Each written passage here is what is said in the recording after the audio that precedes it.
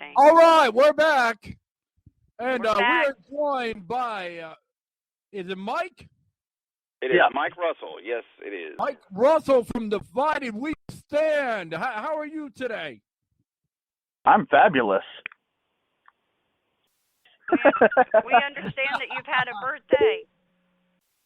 Yeah, it was in September. It was great. Would you like me to sing to you?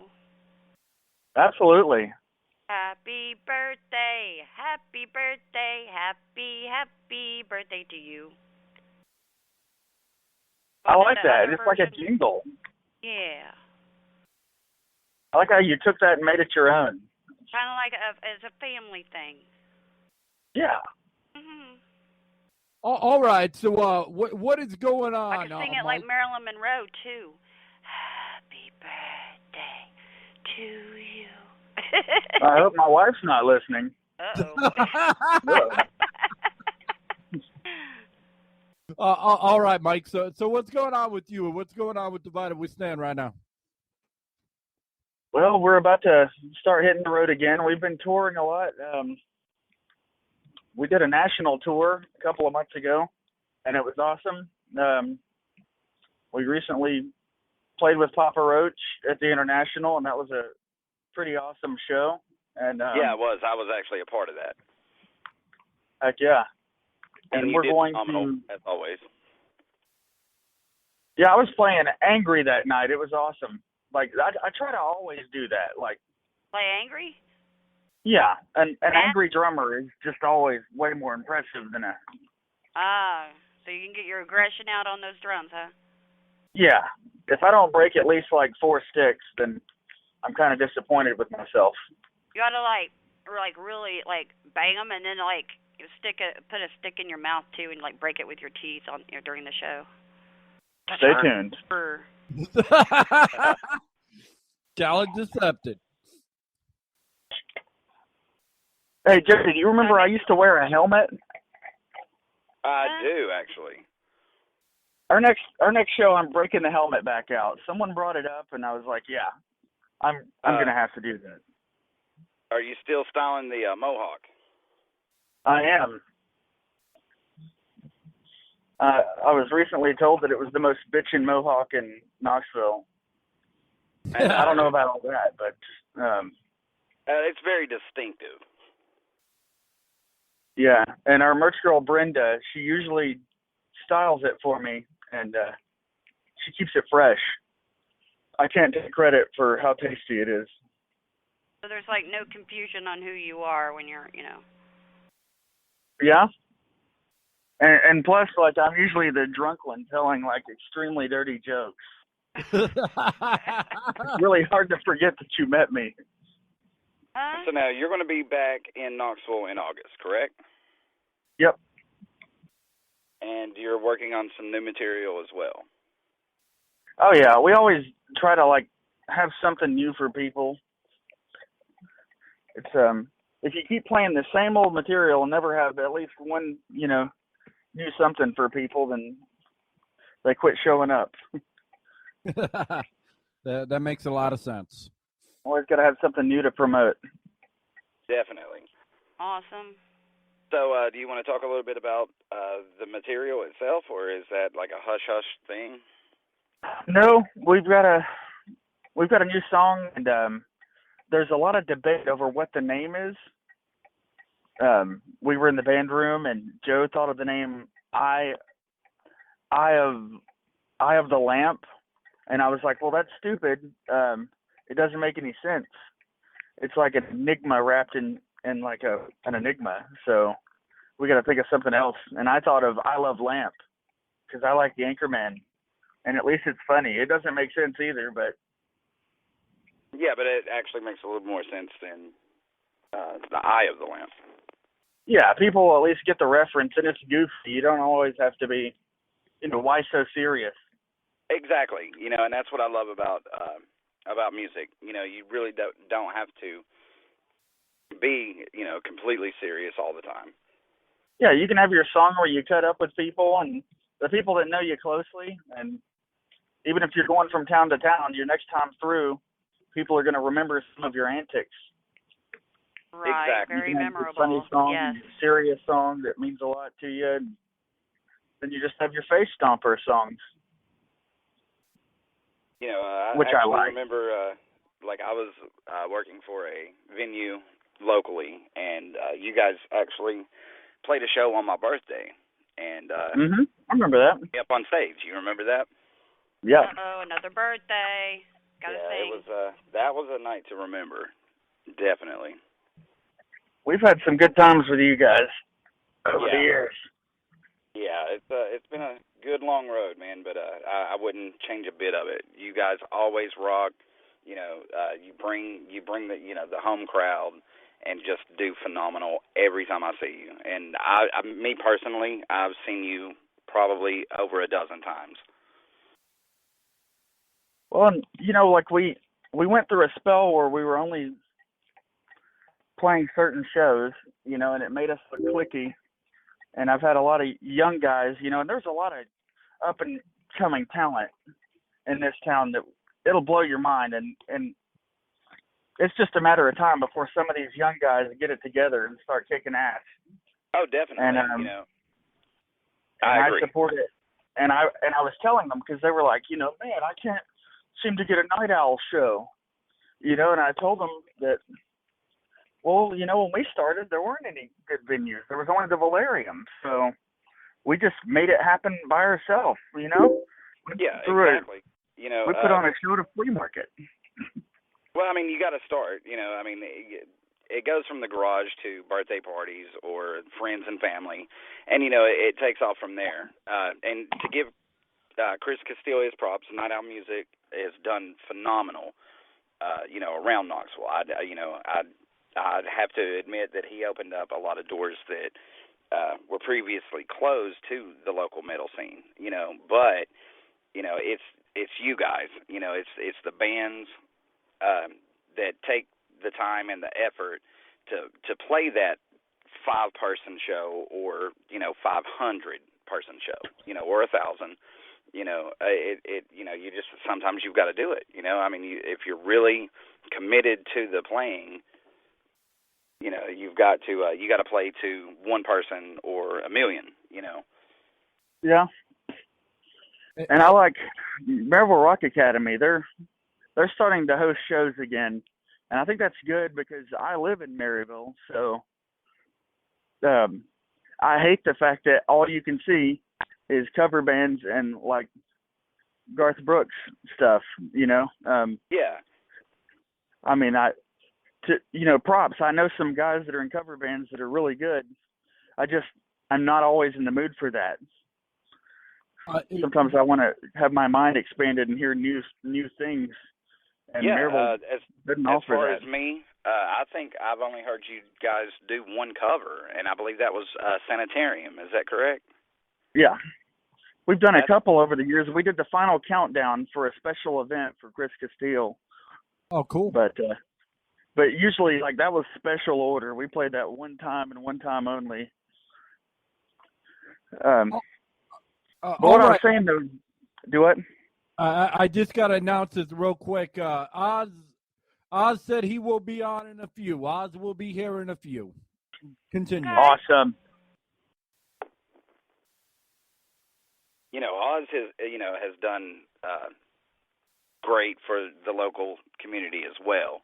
You know, I have to give him props on that. He did the LocalX when, you know, 94.3 and then 95.7, the X was on, you know. So he was, you know, he's rooted in the local scene too.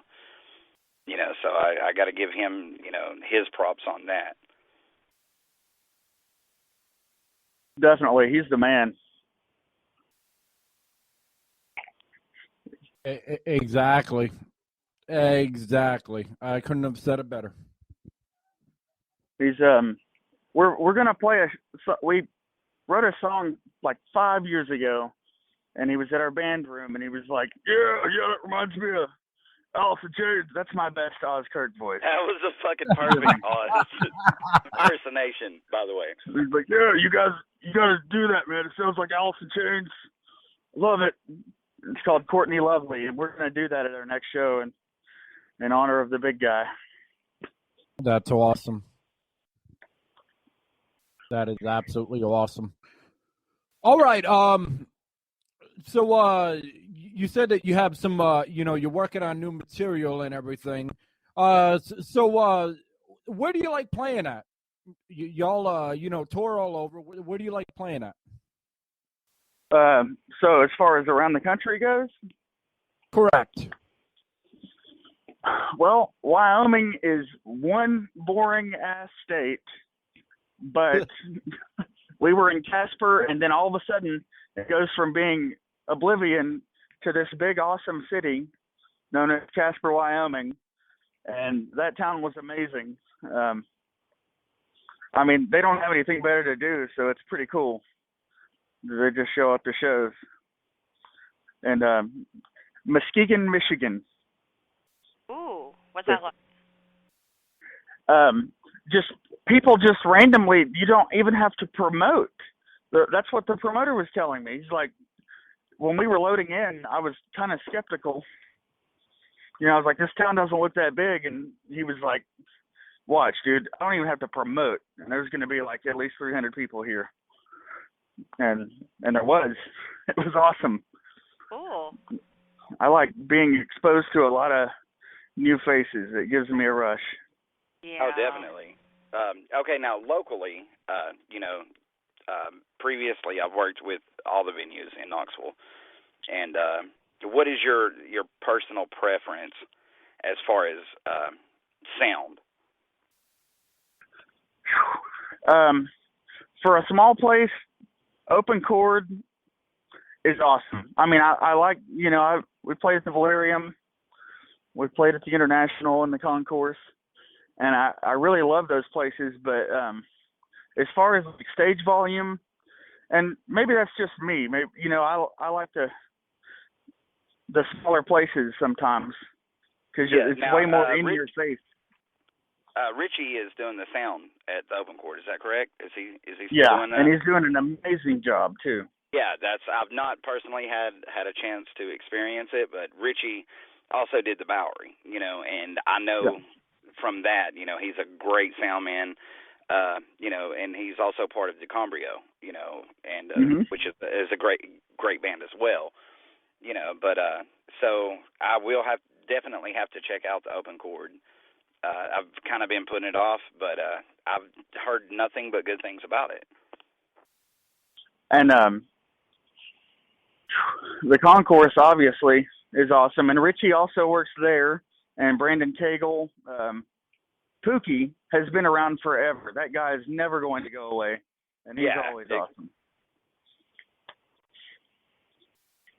And Chris Castile, he's got a very good team together too. Like, he's done a really good job of like getting the right people in place to make it work. And he's in a funny predicament now because there's so much talent, and you can only do so many shows. I have a question for you. I worked with Chris, previously, and like I said, I really have nothing bad to say about the man. I mean, he's done a phenomenal job bringing the local scene back, or at least exposing it. It really never left, but I mean, to get the exposure out there, hands down, the man is number one. Yeah, he's done a great job of keeping Knoxville alive and bringing good shows here. A question, like throughout time, it just sounds like a thrill, like a rush to do what you do. What has stood out to you more than anything in all your time performing, playing, doing what you do? Performing. What has stood out more than just above all else in memory? Probably in Johnson City at Capone's, we got to play with All That Remains, and they're my all-time like favorite band. And it was I was trying my best not to act like a fanboy. The place was sold out. Yeah. And it was just incredible. And those people didn't even know who we were, and they're still just standing there like, whatever. Like people were already drunk before the first note was played that night, and it was awesome. Now, you opened up for them, is that correct? Yep. Yeah. And it was them and Pop Evil. Yeah, exactly. Yeah, I actually remembered that show. And that was, it was Capone's in Johnson City. Yeah, which also is another great venue, and their sound guy his name's Was it Alan everything French. you'd hope it would be? Oh, it exceeded my expectations. It's kind of Cool. hard to go to work that next Monday morning when you're like, oh, 2 days ago I was a rock star, and now I'm you're like, back at work, and my boss is yelling at me. So, this is funny because we kind of got like a mini interview going on here with you, Mike. I'm an attention whore. That you are, my friend.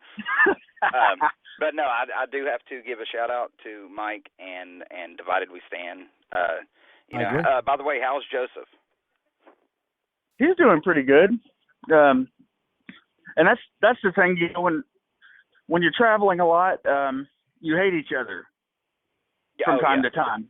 But that in itself is a bonding experience, because when you're not around each other as much, then you just don't bond as much. And sometimes, like, the best way, me and my brother are very close, and we've cussed each other out more than anybody, So that's just how it's played out. Like, we've gotten a lot closer with each other over the months. Yeah, it's definitely a love-hate relationship on the road. And Joseph, he's maturing so much as an individual, as we are, all of us. But it's pretty cool to watch people grow. I got to give a shout out to Worth also. I don't know if you know those guys, but I'm standing here looking at them. Oh. And they're glorious. Wait. No, I'm not familiar with them. Thank you this for whole that. time? You might know their singer, Andrew Berger. He's got a real sweet beard. Hey, man, let's not talk about the beard thing. I'm jealous. That's I look like a rat bastard when I got to grow facial hair. It's not going to work. He'll say it. Cool. There was a drunk guy at one of our recent shows, and he kept buying me shots and telling me that I was a Viking. And I just was thinking to myself, like, if you've seen, like, the shitty beard that I grow, you'd change your mind. Hey, believe it or not, my genealogy, I actually have Viking in my blood. Yes. I've got the looks. I just don't have the beard. Pretty hot, huh? Yeah, and it sucks because I couldn't be a hipster even if I wanted to be. I'm a Viking woman. I could wear a skinny jeans, but I just couldn't sell it. Oh, Well, no, I couldn't. But I mean, even if I wanted to, I couldn't be because I can't grow a beard. Oh. So jealous. All right. I think it's about that time. Should we play a song? We're still waiting on Oz to get here. I'm here. Play me some Damn Bam. Wait a second. Did I hear something in the background? Was that a request? Yeah, I'd like to put in a request for Damn Bam. A rap song, Flim Flam. This guy knows what I'm talking about. All right. So I'm feeling outnumbered by men here. Some Damn Bam, but I believe we have our special guest on here. So do you want to hear some Damn Bam by Chrome? Hell yeah. Hey, I got Phil Zimney and Randy Cross from Divided We Stand here to say hello. Hey. Well, hello. They're normally louder. My phone's crappy.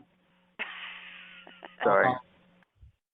One second here, and we're gonna have some Chrome Molly Damn Bam. There it is. That just happened. Yeah, that really just happened. What just happened? Yeah. We're going to go jam, though. We'll play some music. All right, man. Yeah, man. All right. You guys have a good one. I'm going to tune in. You too. Hold on. Hey, Mike. Oz is on. Oh, tell him I love you. I heard you. Oh. Hold on. Can I cut this? cut. All right, no disrespect to Chrome Molly, and we'll get back to that song, but we got the phenomenal Oz from the LocalX joined us right now. Hey, what's going on? Hey, Oz, how's it going? It's going I all love right. you. I love you. I love you too, Mike. Yeah, you said it back. I've been listening to you be an attention whore. We're That's getting that a no- lot tonight. That's nothing new to you, is it? Oh no. I've just been listening. I didn't know if I was actually on or not. I didn't know what was going on. There's been so many interviews with Oz. He's used to me by now. I guess that would mean that I'm on too. Oh, is Mitch back there? I hear Mitch. Yeah, no, I What's going on? was also very, very confused for quite some time while listening to the phone. I know, Mitch. Isn't it interesting? We've just been listening. Like, I'm glad I wasn't singing like Purple Rain to myself while I had the phone next to my face. I do apologize, guys. I do apologize. That was Mike from Divided We Stand. He joined us for a minute. Nah, you know those local bands, man. They just want to talk and talk and talk. Oh, that's funny. Oh, so, okay, first question, right off the top for me is, Oz, how does it feel to be a new father? Oh, it's great. It's an awesome experience. I just love it. I've been wanting to be a dad for a long time, so it just kind of actually just come pretty natural. So I really dig it. It's terrifying for the rest of us. Little man just turned 1 month, correct? Oh yeah. He's just now starting to like hold his head up and like make facial expressions and starting to, tell that he knows what's going on. So it's really cool. So the next question, and that is awesome. I've got 4 children myself, so I know how father. I actually remember when I had my first daughter. It's overwhelming, and it's a completely new. You just change your whole lifestyle eventually. Oh yeah. Now how does the X going off the air affect you family-wise?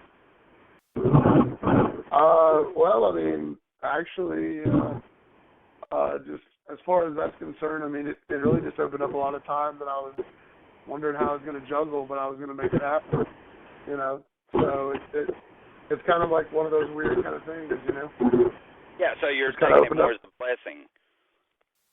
No, not a blessing, because I mean I didn't want it to go away. I thought it was going well and was about to kick off and go to the next level as far as the station as a whole. But at the same time, I mean with having a new baby, sometimes you're like, oh, I don't want to give up this or that, or I want to try to make this work and that work, and so it's a nice way to kind of ease into this transition, and see what happens.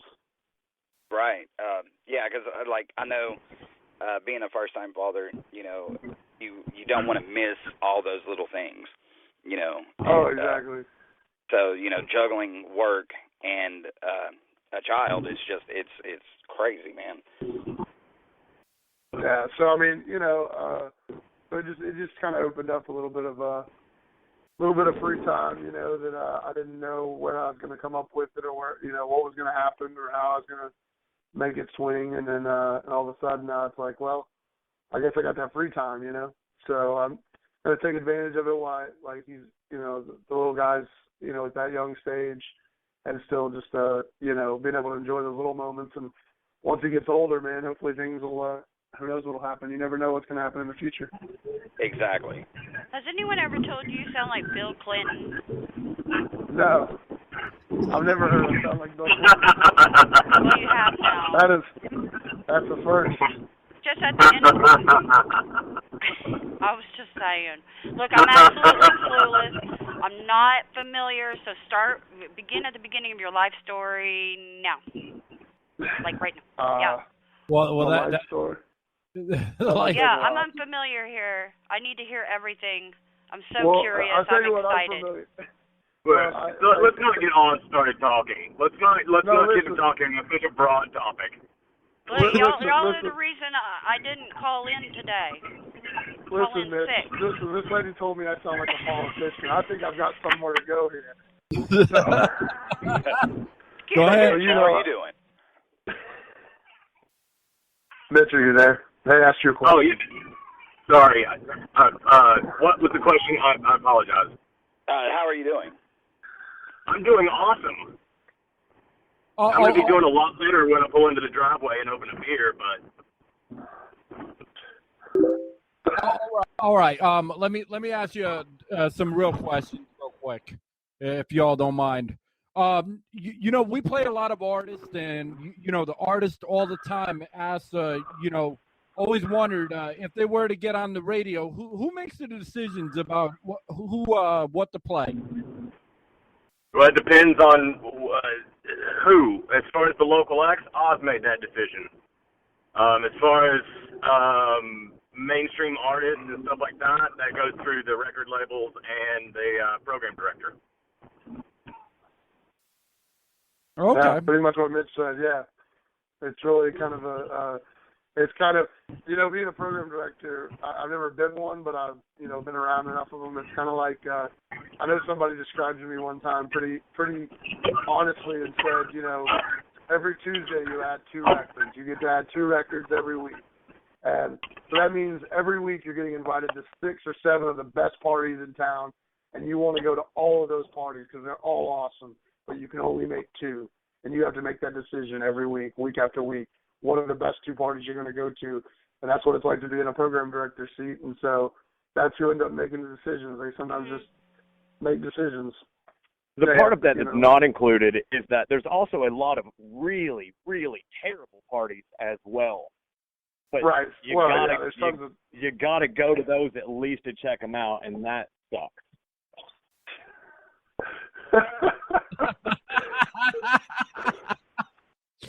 Well, I mean, you know, there's. Go ahead. I'm I'm sorry. Yeah, Mitch is a lion. He knows what he's talking about. Come here, Jimmy. Wow, I just miss hearing you guys on air. I really do. I mean, you know, it's just kind of nostalgic for me. I know that kind of sounds cheesy, but it's true. You know, I personally give both of you respect because I know how hard it is, and you know, you've done this for so long and on such a good station. You know, I want to give you my thanks, man. You know, I mean, like pretty much 50% of my day was listening to you guys. I'm sorry. Well, it's a good thing.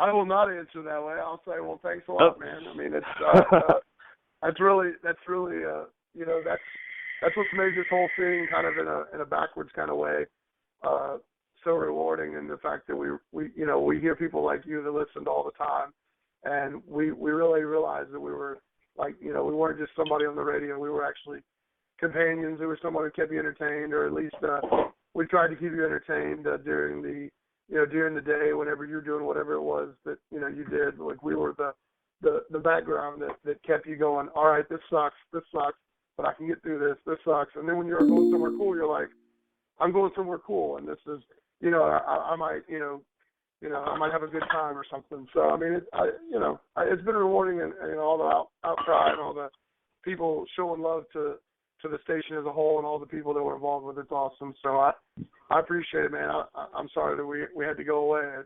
You know, it wasn't our call. All right. I I have one one question. Yeah. Yeah. As radio personalities, did you know from the beginning that you'd be an influence in people's lives, or did that develop? Was it like a wow, like later on, or? I mean, for me, I think you go into it with that aspiration. I mean, my journey and Oz's journey were very different. I got lucky, and I basically got the job by being good at partying. And so, but I mean, I always wanted to be that guy on the radio because of how they influenced me as a kid. You know, I would sit in my room and make my own radio show on a little boom box just for myself. Nobody else ever heard it, but you know, it was the vibe that I got from the people that I listened to on the radio. I wanted to do that. I wanted to make other people feel that way. Now, when you get in there, it's kind of surreal because you're just talking into a microphone, and you don't, like, it's not like... Oh, yeah, I know. There's days, especially when you're working on the weekends, where you're like, I can say whatever I want because nobody is listening right now. By the way, this is a good time to ask, can we cuss on internet radio? Yes, Sure. we are uncensored, so... Oh, fucking A. That's yeah. Exactly. Let it out, man. Right? Okay, So yeah, I mean, Wow. you certainly want to, to me, you know, you go in and it's, you're like, well, I think I'm doing what I'm supposed to be doing, but I don't know. And it's not until you get outside in the community somewhere and somebody's like, dude, are you Mitch? And I'm like, how do you know that? That's creepy and like, weird. Maybe. and then you find out that they recognize your voice or that they saw a picture of you or saw you at an event or something like that. And it's like, shit, people actually do pay attention. Yeah. Yeah. Yeah, well, for me, Actually, I Did spoke that with you, change Mitch, how you were on air later on? I mean, or were you just, like a continuously the same? Or I'm just asking, like, you know, go ahead. well, Because I don't know how to think form a question right now. Well, I'm different than Mitch in that respect, and like, I mean, he said, he pretty much got the job from partying. I kind of started out, you know, going to college, asking myself, you know, what I want to do, you know, and I think at that point, you know, you see the Howard Stern movie and you think, oh my God, you know, naked chicks, you know, booze, parties, you know, you think, oh my God, I want to be a radio guy. So, you know, I didn't go in expecting to influence anybody or anything like that. As I got into it, you know, and you start honing your craft, or as I did, you know, I started realizing, you know, they ask you there's many characters you could be on the radio. Who do you want to be? What kind of persona? And I always just kind of wanted to be the guy that made you feel like, you know, I was actually friends with the bands that I actually play. You know, I wanted it to seem like, you know, if I had to, or if I wanted to, just for the heck of it, if I could pull my phone out and call Dave Grohl up and be like, hey, what's going on? And I was like, you know, and I wanted to kind of let the music get a little bit closer to you as just being a DJ. And, you know, with the local bands, that really was the case. I really would go out to shows and become friends with the bands, and I really was close to the bands that I play, which was the rewarding part of doing the LocalX, was that I, you know, got to help those bands, and we were very much in the same seat here. I was a radio DJ wanting to do radio full time, you know, Monday through Friday, be a full-time radio DJ. And here these bands are that, you know, they're wanting to be on the road and be these road dogs and go from town to town and be on the radio all the time, you know, throughout the week. So I felt like we were kindred spirits in that respect, and that, you know, we all had to, like, you know, wake up Monday through Friday and go to day jobs, but on the weekends we got to have a lot of fun and be, you know, rock stars and radio gods and whatever you want to call it, you know.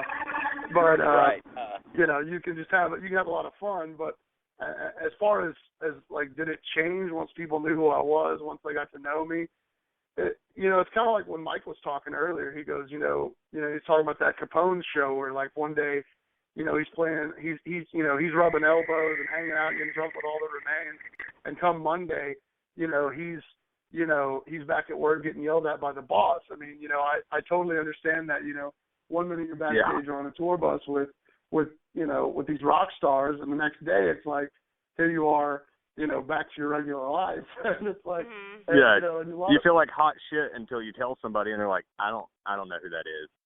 Yeah, and I work with all, like, redneck guys that unless it's Kenny Chesney, they don't You're, like, care. sitting at a table with like sharpened pencils and Okay, now Oz. Oz, Yeah. this one's for you. You know, you doing the local thing. You know, I know that is a love-hate relationship. You know, because I know there's so much talent out there, and you only have a certain amount of time to play that music.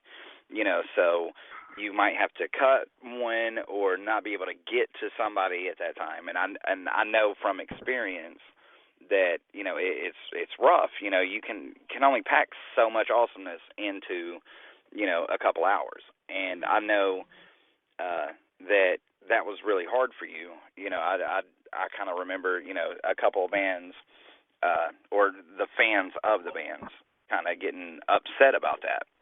You know, do you have anything to say about that? You know, I mean, towards the end there, it was, you know, I've been doing this for so long that I just kind of knew how to go about handling certain situations, and I knew how to handle things.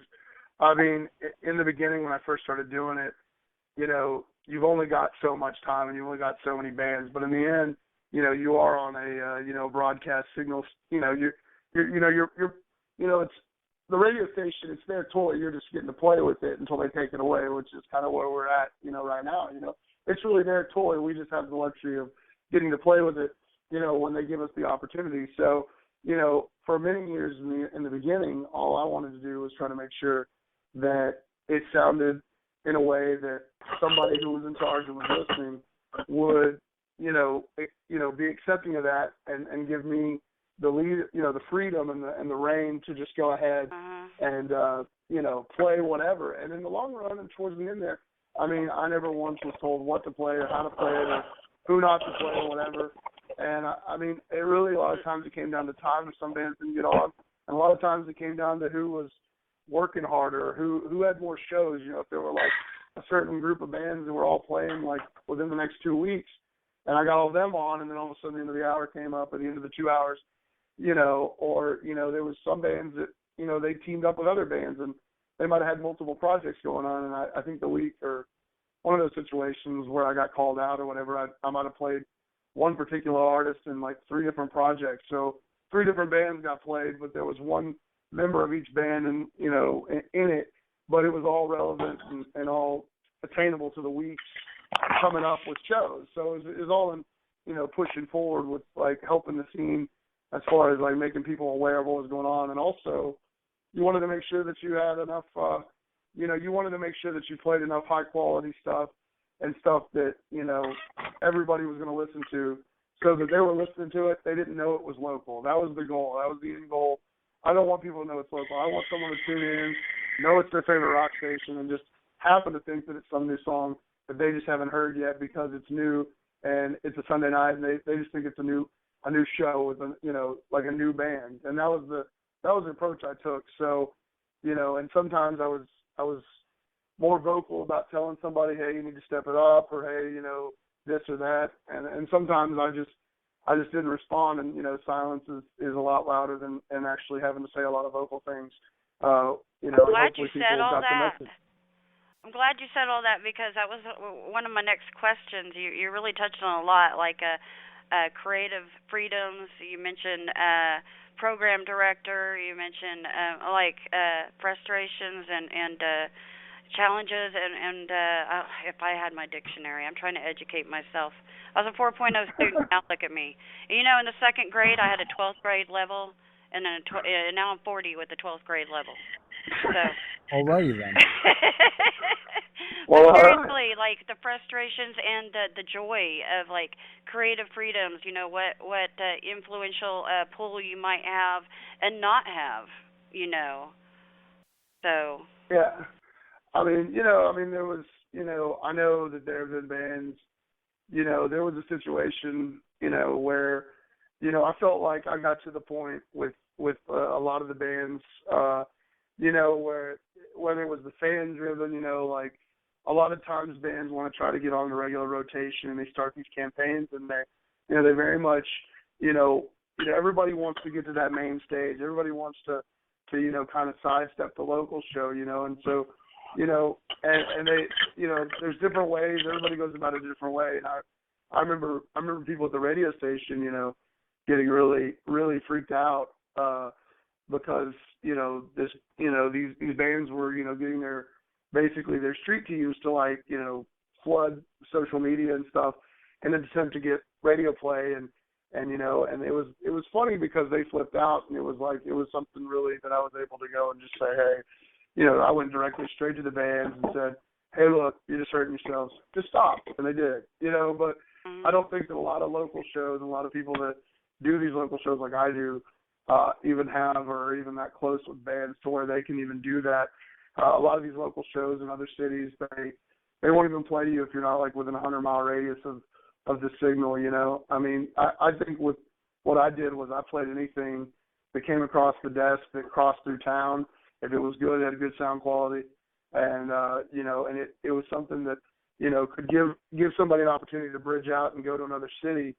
If it was worthy enough to blend into the mix, then it got a shot, and I think that's part of what made my show like stick out above the rest is because it was so like no holds bars when it came to like there was no boundaries, but there was a level of expectation. Oh, all right. Okay. Well, I do have to say this that Omega Down and the Oz family miss you very much. They just took social media. Oh, thanks. I have like go ahead. Oh, no, go ahead. I was just going to say thanks to Oz and Omega Down and the whole family over there. Those guys are great. Great group of guys, and I, hope they get a chance to get out there and show the world what they got. So, I mean, all the bands in town, for that matter, everybody's bringing a lot to the table, and there's a lot of talent in this town. It's so instinctive. Here, I have like a double-sided, a two-sided coin question here.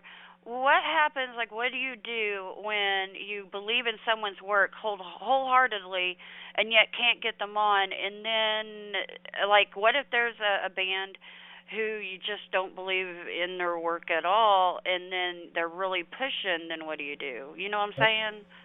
That's wow, good question. Well, I mean, on the corporate side of things, like the mainstream side of things, I mean, there's a lot of that. The biggest running joke in music is Nickelback. You gotta. This is gonna be two parts. I want to go back to what Oz was saying earlier. I had a guy call in one night, and he goes, "Hey man, I was just wondering, like how do I get a record deal?" And I just went, "Is this guy for real?" And when I realized he was, I went, "Well, you and some of your friends, you get a band together and you learn how to play your instruments in your mother's basement. You do that for about 5 years.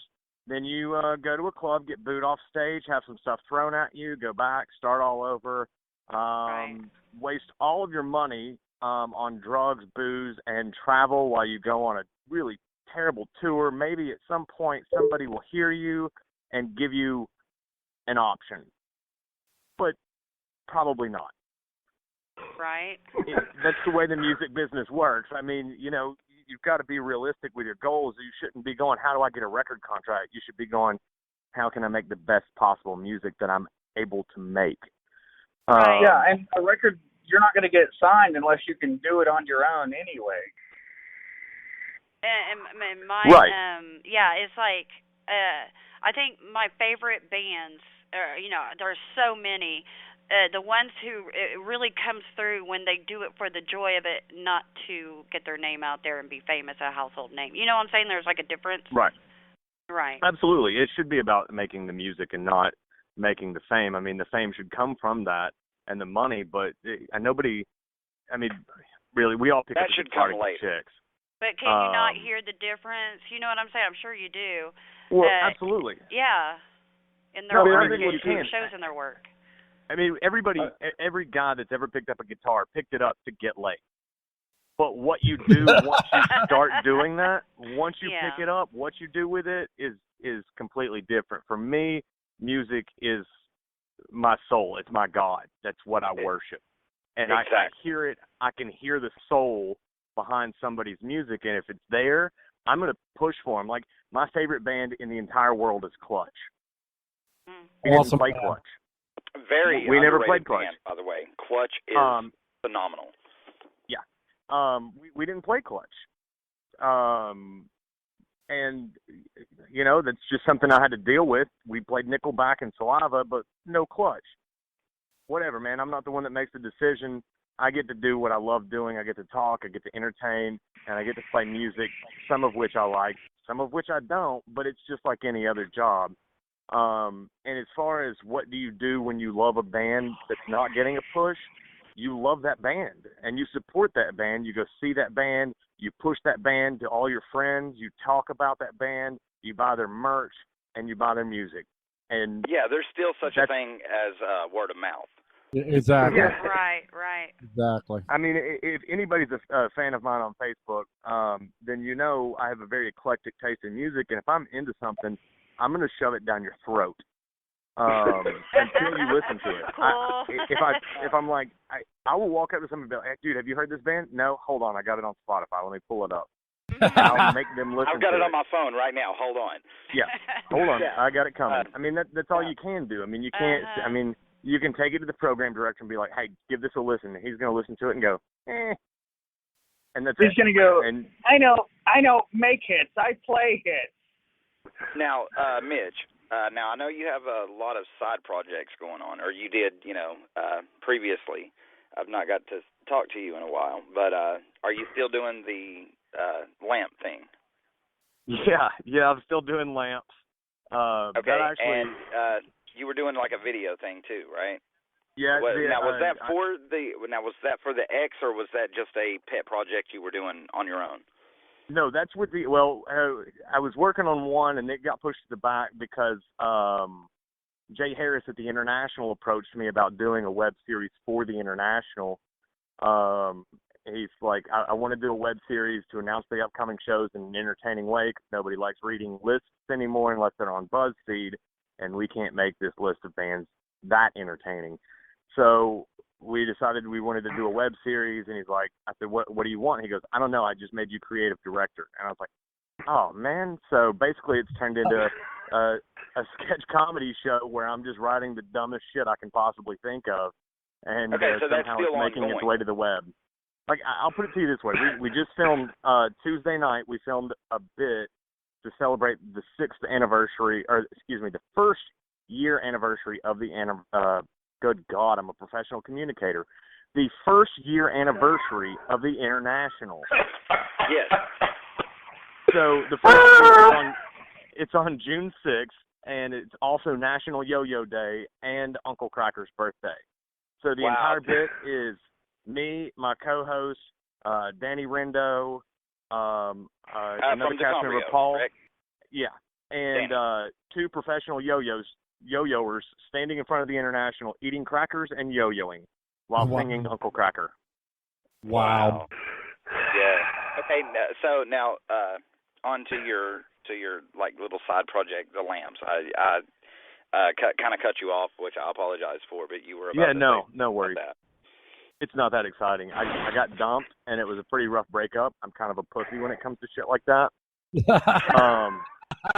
I can concur. I've been to a few of them with him. Yeah, no, I'm an asshole on the exterior, but deep inside, I'm soft like a baby's bottom. Yeah, he's very, I very shouldn't use emotional. inside and a baby's bottom in the same sentence. No, you shouldn't. I mean, So you're sweet and sour. Yeah, something like that. As MC Hammer would say, smooth. Like one of those, like a gordita or those, crunchy on the outside, soft tortilla on the inside. Okay, I'll take that. Yeah. There you go. Yeah. Like Easy E without A. So, the what? Man, wow, y'all just need to stop. and it's sad because I believe I'm the only person drinking tonight. No, are you kidding me?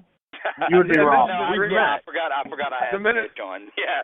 So the minute he pulled in the driveway and you heard him first belch, that was like the first sip of the beer opening. All right. We do have a couple other people on here. I just wanted to. Do you want to pay your respects, or do you want to say something to the LocalX? Or maybe not. Maybe or maybe not. Welcome. Hello. Hello. I'm already paid my respect. Hello. Hey, this is Glenda from Tri-City Local Music. I want to say hey. How are you? Good. I'm doing really good. Got back to work. Surgery went fine. Thanks for asking. I just want to say, I'm really disappointed to see another, good station, change on us. But we wish you guys luck, and no matter what you do, and just thanks for believing in bands and supporting local music, and getting their names out there. We really appreciate it. Well, thank you. You're welcome. Hopefully we'll get another chance down the line somewhere. Who knows? You never know. It's crazy game. Yeah, I don't intend on stopping either of those things. I just may not be doing it on the radio. Yeah. Right. So, I mean, it's, you never know. All right, we do have somebody else, unless this is another of the hosts from the X.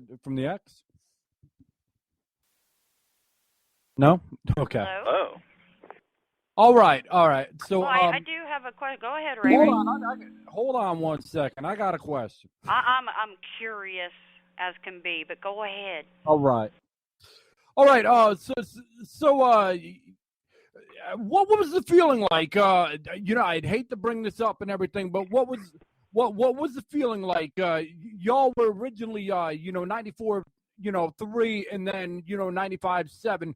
Well, what was the feeling like? I know I worked a job, and on my birthday, they threw a party and then said, "All right, by the way, the company's closing down." So, well, let me start with saying that, I mean, I guess you're kind of asking how did it feel to go from 94.3 to 95.7, and that was actually a great thing for us, because at the time, like a lot of people don't know, but it was very public. It was very much told, like we had rented that frequency for so many years, and it had become a staple as the rock station, that frequency. But the license had ran out, and just so happened the company, South Central Media at the time, they actually happened to own 95.7 as a frequency. So it was a business decision to stop renting 94.3's frequency and take the intellectual property that was the X and put it on 95.7, which really was them saying, like, hey, we believe in this brand, we believe in this, we think that you guys have a future and we don't want to lose you guys. So they moved us. So for us on the inside, that was just kind of a thumbs up, a hey, good job, like we believe in you enough to take this, which really was a risky thing, or it was something that was going to take time to move over from 94.3 to 95.7, but so it was really that was just a confidence, reassure, and then after that, things transpired and the company became for sale, and then it's under a new company now, and so the new company has made the ultimate decision down the line, and yet again it was just like before, it was purely a business decision, and that's kind of where we find ourselves. So the actual moving frequencies was actually kind of a nice, kudos to us, because we obviously did it well enough for them to have faith to keep it going. So basically what happened was a new company comes in and they don't know you, and then they want who they want. Well, they're looking at it from Green Bay, Wisconsin. Midwest Communications is based out of Green Bay, Wisconsin. They're looking at the numbers, and they have to make decisions based on their interests as a company, and we've never been the moneymaker. 95.7 was never the station raking in the cash. We were there, and we, for the most part, broke even. We were just the placeholder, I guess. And Midwest had bigger dreams. They felt, let me know.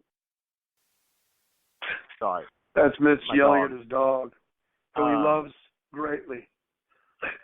So anyway, but, yeah. It was a business decision again, and everybody comes up and like, man, I'm so sorry. And the thing that I've told everybody is the nature of the business. When Oz and I both started in radio, neither of us had the idea that we would be in the same spot doing the same thing forever. the famous phrase goes in the business: you're not in radio until you've been fired from radio. Yes, this is true. This is true. So I mean, yeah, in fact, yeah, I mean, go ahead, Mitch. It's one of those things. I mean, you think you're prepared for it, you think you've got the mentality for it, but it's just another thing that happens. I'm sure when we got the calls, my day was again very different from Oz's. But I'd say at that moment when we got the calls, my day took a much worse turn down the road. But that was the first hit of the day, and it's regardless of how much I thought I was prepared, like, it's going to happen, I thought I would get fired for doing something stupid, like I really did. Like Boner did? I don't know. Feelings yeah. feelings aside, like the whole time or even part of the time, did y'all have dreams in your hearts that you would be doing if you weren't in radio or did not have those particular positions that you would do? And do you plan to go forward with those? Well, I'm an entertainer. That's what I do. That's what I'm good at. I talk. I'm good at it. And so, I mean, whatever I do, I'm going to be talking, and I'm going to be creative with whatever I do. If I'm not, then it feels like my brain is rotting out. And I've had a full-time job the entire time that I've been on the air. Right. And it's one of those things where radio made my full-time job worth the misery. Right, but, right. At the same time, I'm in a position now at my job where I've got a lot of opportunities, not to mention the opportunities that came from the people that I met through working at the X, the program directors, the people that I work with and for, not to mention the people I met, the opportunities and the connections that were made. I mean, I can go,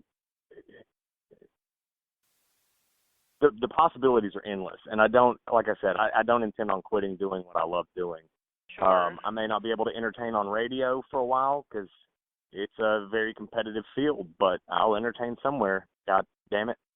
Well, now, did I just hear somebody mention Boner? I did. Yeah. Yeah. So what's up with that? I don't know what's up with that. That I don't even. A long time. I was still working my way into the party scene when Boner was around. I was still drinking my way to the top. I've worked the venues, all of the Knoxville venues, mostly. I can't say really all, but Boner and Fat Ass, which I think Oz, Fat Ass was doing the Southeast Exports. Do you remember that? That was actually the local thing back then. So that shows you how old I am right there. But right. I listened to Southeast Exports when I was delivering pizzas. Yeah, so like this is just embedded in me, man. Like the X has been a part of my life, and for you guys to, I guess, fill in for like, of course, there's always going to be somebody new eventually, you guys have just done an excellent job, and my question is basically, like, when you first started, did you have like a lot of doubts or insecurities about being on the radio? Because I know, like, when I started, there's the thought of, how am I going to sound, and you have this concept in your head of how it's going to be, like you touched on earlier, a bunch of naked chicks in the studio and blah blah blah, and you get there and it's a bare ass desk with a computer and a mic, and you're alone. So what were your expectations and like your fears and doubts, and how did you overcome those? Good question. Well, first of all, like, I don't know what happened with Boner as far as here, but the thing about it is actually Boner was actually the guy that got me into radio, because he came to Chattanooga, and he was actually my first boss in radio. So as far as expectations and what I had to think of, I really wasn't scared of being on the radio. I wasn't scared of being me. I'd listened to Boner growing up around here, and he was one of the very people that I wanted to emulate and that I wanted to be like. And I remember when he hired me, calling my friends and being like, "Holy crap! I just got hired on Rock 105, which is the station in Chattanooga that's still there, and he's still there." And I remember calling my friends and going, "Dude, you're not going to believe this. I'm working in radio, and my boss is Boner, and like all my friends, we all listen." So, I kind of got taught by the very guy who, got me excited about doing radio as far as the local is concerned. Of course, I mentioned Howard Stern. You watch Private Parts when you're younger, and you're wondering, what do you want to do? What do you want to get into? Mancow, was on at the time, and, as the main show. And, I listened to him and thought he was pretty cool because as far as I was concerned, he was the equivalent of what I got to hear that was Stern, that was kind of like, and they kind of seemed to go head to head and, tried to outdo each other, they did stuff. So I kind of looked up to of course, Stern, who I think a lot of, or if not all radio people look up to him in some way, form or fashion, whether they admit it vocally or outspoken. Stern paved the way for a lot of what we do. Mm-hmm. Yeah, and so I mean, you've got, I was listening to Mancow, I really like Mancow, but as far as locally is concerned, Boner was like my favorite to listen to around here. And then like when I was in Chattanooga doing college radio, and he moved down to become the program director of Rock 105, and later hired me and hung out with him, the expectations were like, this is great, I'm just going to have fun. And, and from there, the ride just kind of took off, I think the scariest thing was going to a show and like the first time being backstage and being like, should I be back here, but like I'm hanging with Boner and he's like giving me nods like, come on, let's go back here, you get your all access pass for the first time and you really don't know how to use it. Well, I mean, you just kind of, it was a cool experience. And as far as, just the craziness that pursued, I mean, it kind of became for me, it was a big party in the beginning, and it really, which is kind of ironic because Mitch said that's how he got involved, was he really was like just really excellent at partying. And it's like, we kind of came into it the same way. I was younger and was in college. So, I mean, like everything was a party, and so, I just happened to be on the radio and get into party and go to rock shows and hang out with rock stars and, just party. So it became fun until it became, a real job. And you really woke up the next day and had to do like, the office stuff and the office end, and then radio became tougher and smaller and leaner. And, pretty soon it's, it is where it is, it's a well-oiled machine. And like, you got to be willing to do what's, necessary to stay relevant, or, you need to move on. Nobody stays in one place forever. I mean, the people that are there forever are pretty lucky to have been able to stay where they've stayed for as long as they've stayed, So certain people get to do it, and it's a very, very small percentage. Not to say that, myself or Mitch couldn't be full-time somewhere else doing this. It's, it's just a matter of wanting to move and do it.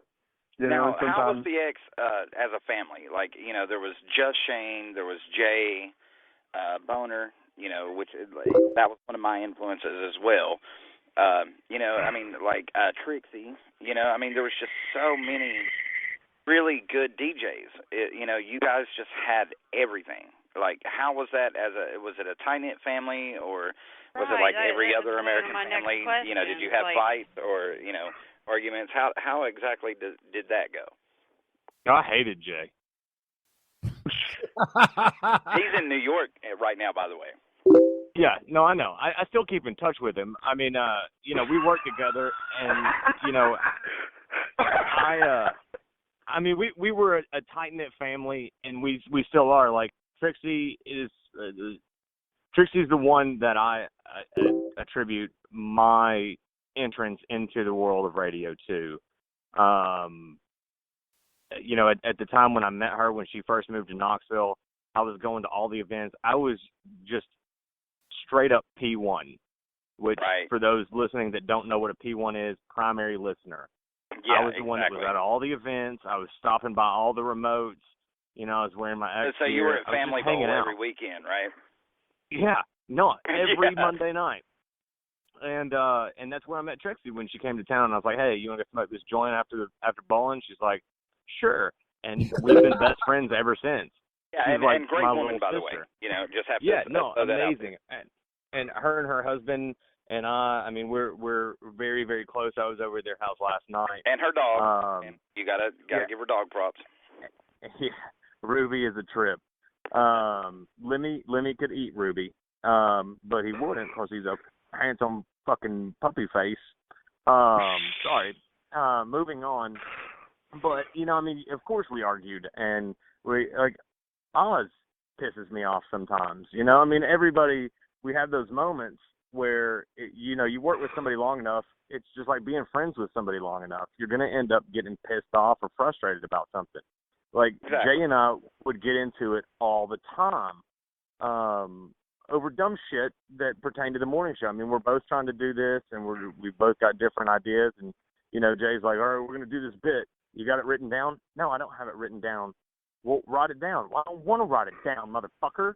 And he's like, well, write it down. You know, it's like, why are we arguing about this? And it was, you know, I mean, it's just part of working with people. Yeah, exactly. But at the same time, then it was like, let's go get some beers. All right, cool. And then you argue over what kind of beer to get. Yeah, well, that's because he didn't drink beer. And I say, hey, pussy, come on, let's have a real man's drink. I say that as I'm drinking Sweetwater Blue.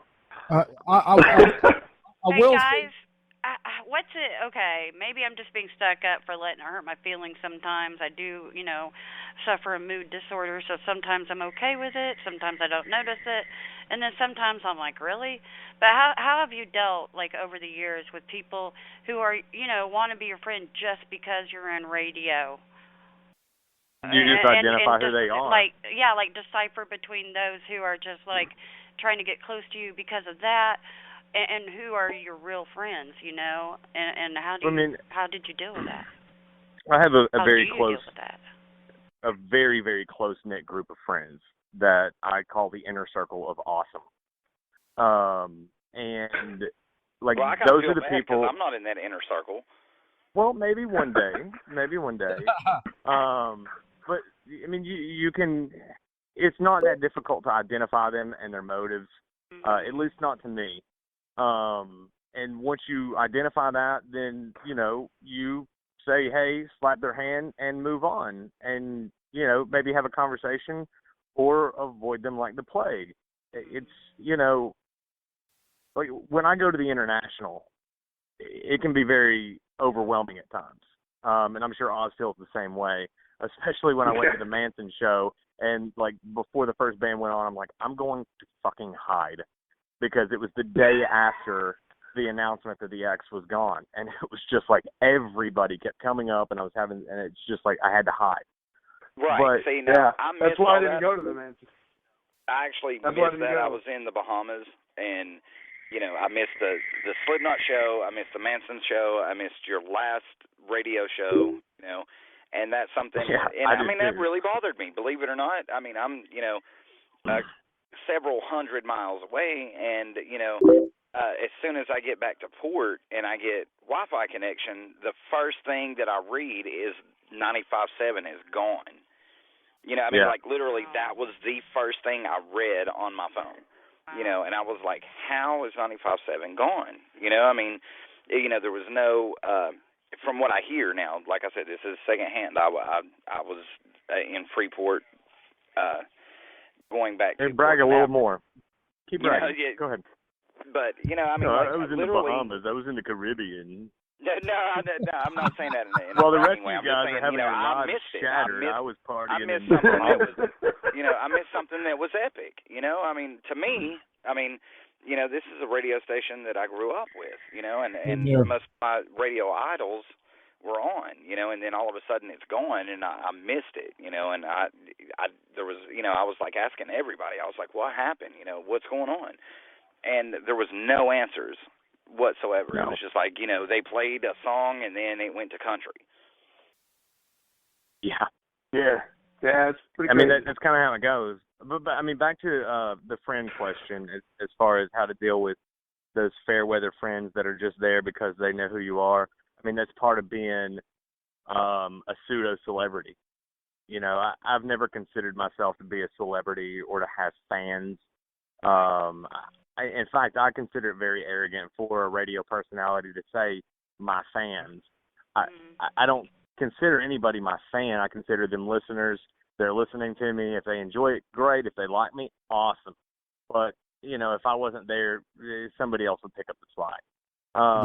But, you know, with I mean, that's something you have to expect, though. When your name is out there and you're doing, because I was doing a lot of charity stuff, a lot of public appearances, and stuff like that. You were whoring it out. Yeah, you really were whoring it out there. I was, I'm not going to lie, I was whoring it out for charity. It's still trying to register with me that people can even hear me. I hear you. Loud and clear on this end. So, I mean, with that, you have to take it as it comes. You know who your real friends are, and you hold tight to them, and the rest of them, you know, you talk to. You make sure that they continue to like you, unless they say something. I mean, I'm very outspoken, and if you say something stupid, I will let you know. Well, all right, but we're going back to where you were saying the fans, you know, and how you feel if a radio station were to say that that would be stupid and everything. No, not a radio station. Jock. Okay. The radio station itself obviously has a lot of fans. People love the radio station. They are fans of the station. They're wearing the station logo on their T-shirt like a band. They're not wearing my name. Exactly. They're wearing the station. They're there for the station, not for me. They're not there for me. They're there for the music and the atmosphere, not me. If I had been fired at the station, if none of this had happened and the station was rolling on and I was just canned for doing something stupid as I expected myself to be fired for at some point, then people would be like, oh, man, that sucks. I really liked Mitch. And then they would just, you know, move on to the next guy. I mean, those people I would still see. I would still talk to them and stuff like that. But, you know.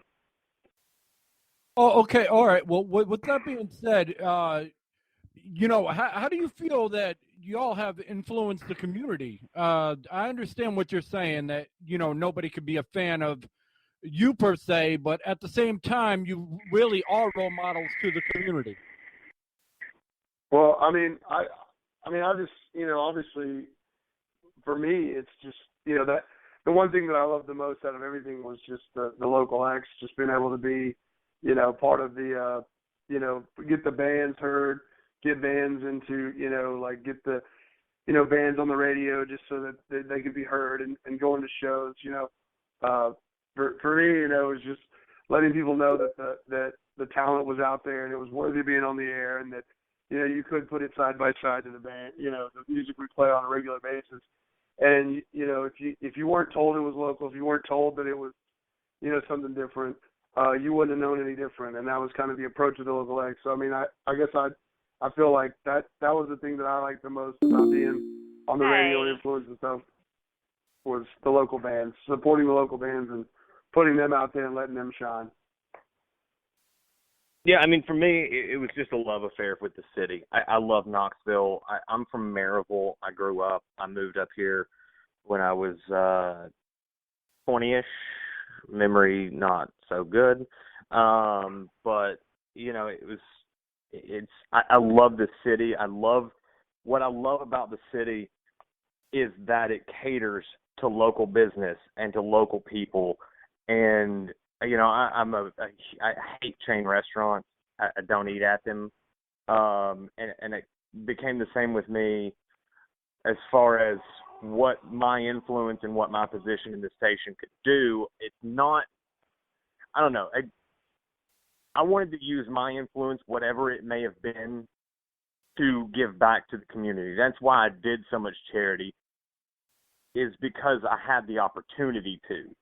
I had the opportunity to be in a bachelor auction, you know, and somehow Aaron Donovan paid $400 for a date with me, and I got crowned Knoxville's most eligible bachelor. But I raised so much money for Friends of Literacy that, you know,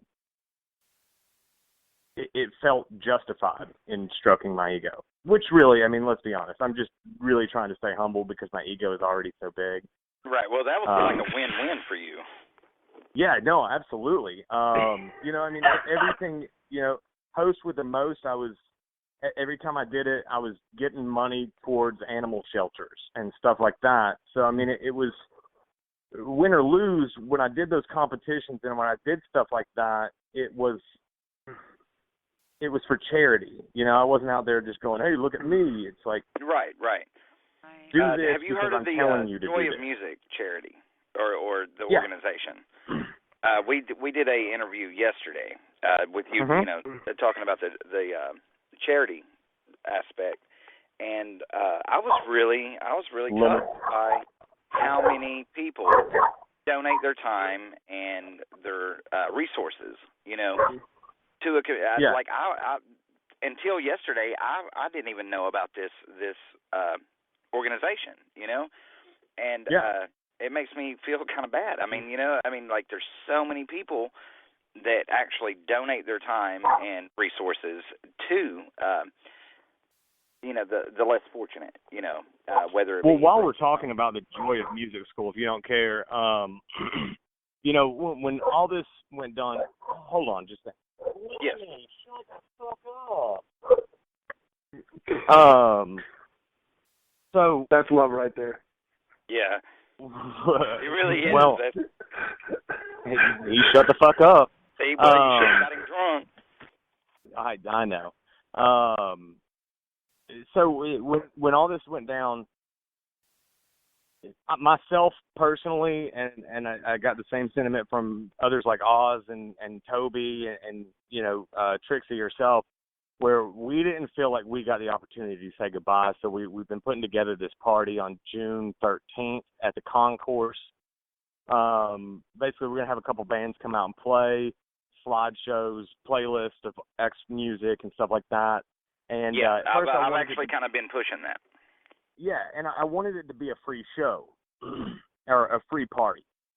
I'm not even going to call it a show. It's going to be a free party.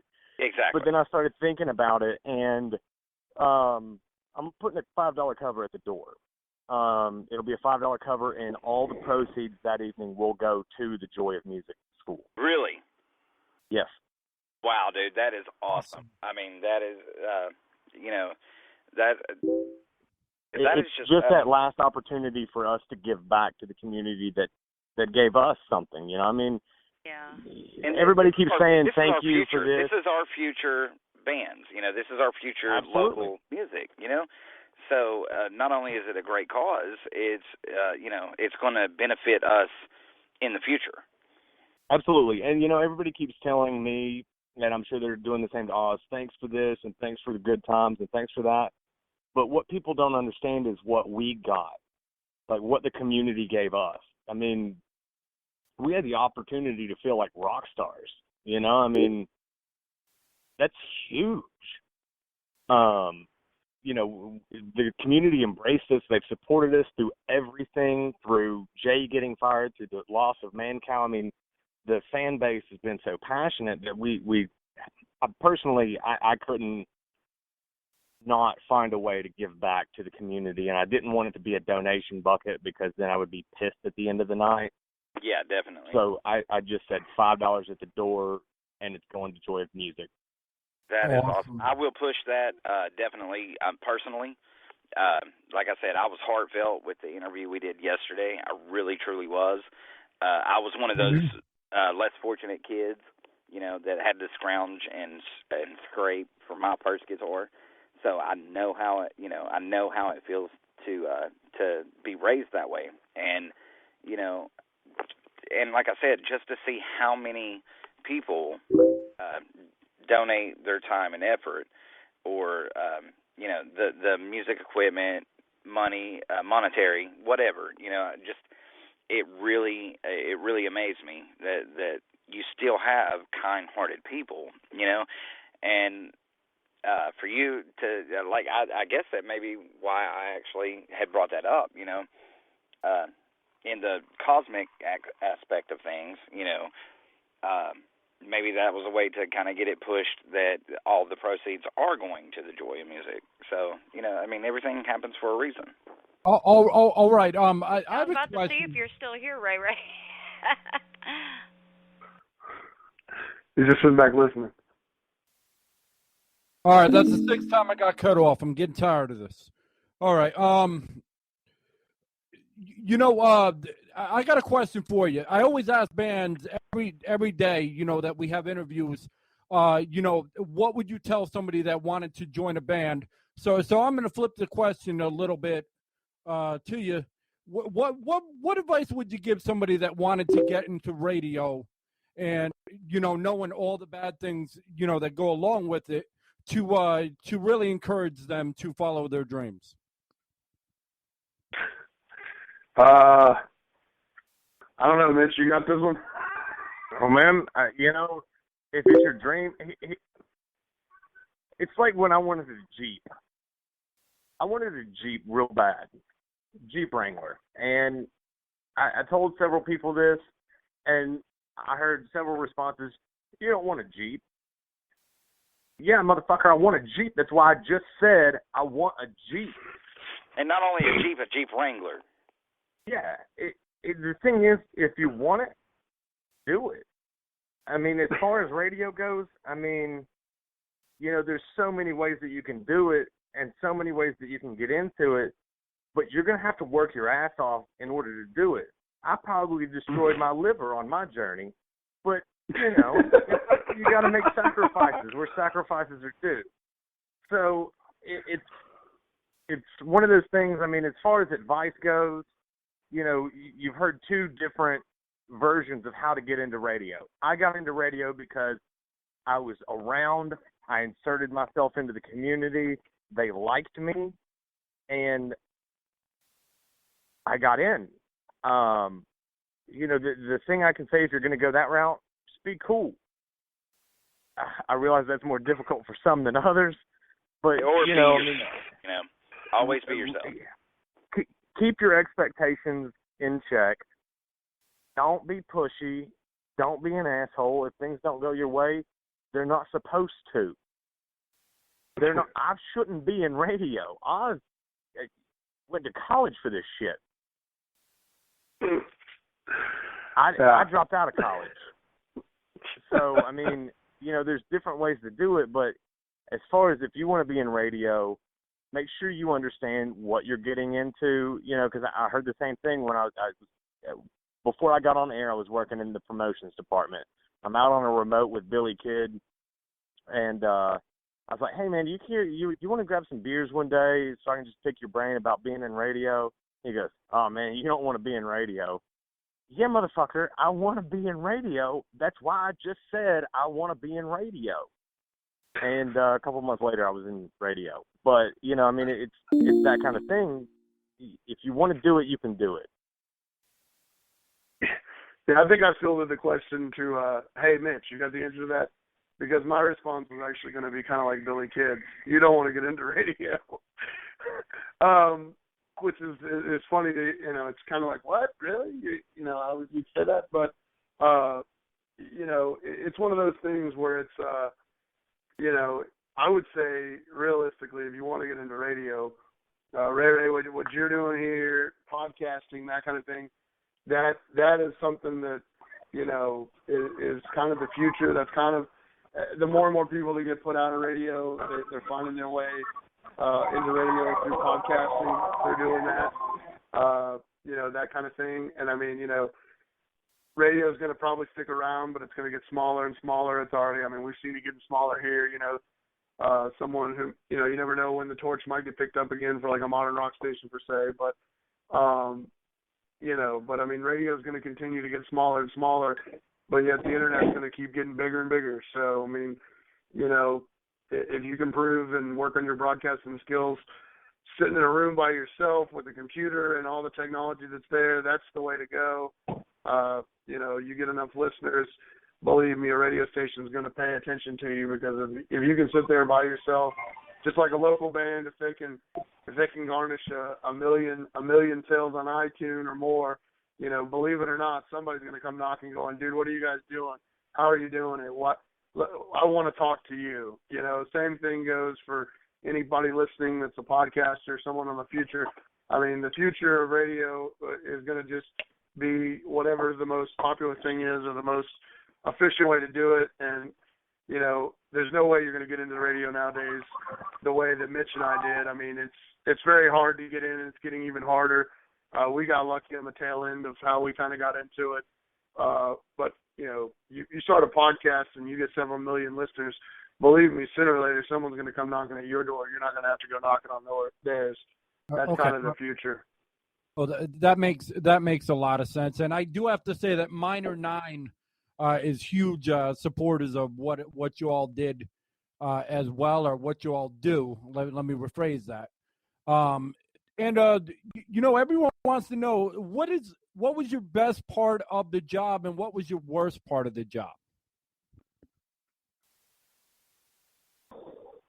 The best part of the job was probably like the free concerts and just the free music, because I mean, I got into it as a music lover, wanting to do music and be around music, and I think when I started going to shows, you become really hooked on it, and then I think there was a certain point where, you know, it was like I don't pay to go to shows anymore. You know, that's kind of my thing. So that's probably my favorite thing, was just being able to see music, and you know, that was the perk of the job. You know, that was the ultimate perk of the job, was that, you know, the door was always open. You could always just, you know, you're always going somewhere and meeting bands and hanging out and just chilling. The worst part of the job is that, I mean, just sacrificing Nickelback. Sacrificing nights and weekends and holidays and you know, doing everything that you had to do to get there and be a part of it, you know, because you do whatever it takes if you want to do it. It's like Mitch said, if you want to do radio, you're going to do radio, and nobody's going to stop you from doing radio. But that also means that, you know, you very well may find yourself, you know, working holidays and weekends and things, but, you know, sacrificing a lot of your own personal time and interest, and, you know, listening to everybody else having fun while you're working. But after a while, it just becomes kind of like par for the course. That's what you want to do, you know. That I wanted to be in radio, so, you know, now I'm kind of at the point where you know, if I'm not working on a holiday or a weekend, I feel weird. And I mean, I really feel weird now. In Memorial Day, it was like, whoa, you know, I'm not really working on the air. Like, I'm not, you know, this is my extra money time. This is when I make the most money. This is when I make the most hours. You mean I can go barbecue? I can go to the lake? Well, you know, forget that. I don't want to do that. I want to be on the radio. The most people are listening to me at this time, you know? I mean, that's... Yeah, man. You kind of, I've had to you become instant listeners. I've had to start drinking at 10 a.m. on the weekends instead of 3 p.m. because I just don't know what the hell I'm supposed to be doing. I don't know how to be a normal person on the weekend. It's terrible. Like, I wake up, I wander around the house for 5 minutes and go straight to the mini fridge. You know, my answer to that, you know, again, contrast to Oz's, the sacrifice of time and weekends and holidays, that wasn't an issue for me. I always looked at it like, I'm working 5 hours. What the hell am I complaining about? And I'm doing what I love and doing, and this was my childhood dream. Who the fuck do I know that can say they've accomplished their childhood dream? You know, so the sacrifice of working 7 days a week and not having any holidays off in the past 7 years was not an issue for me.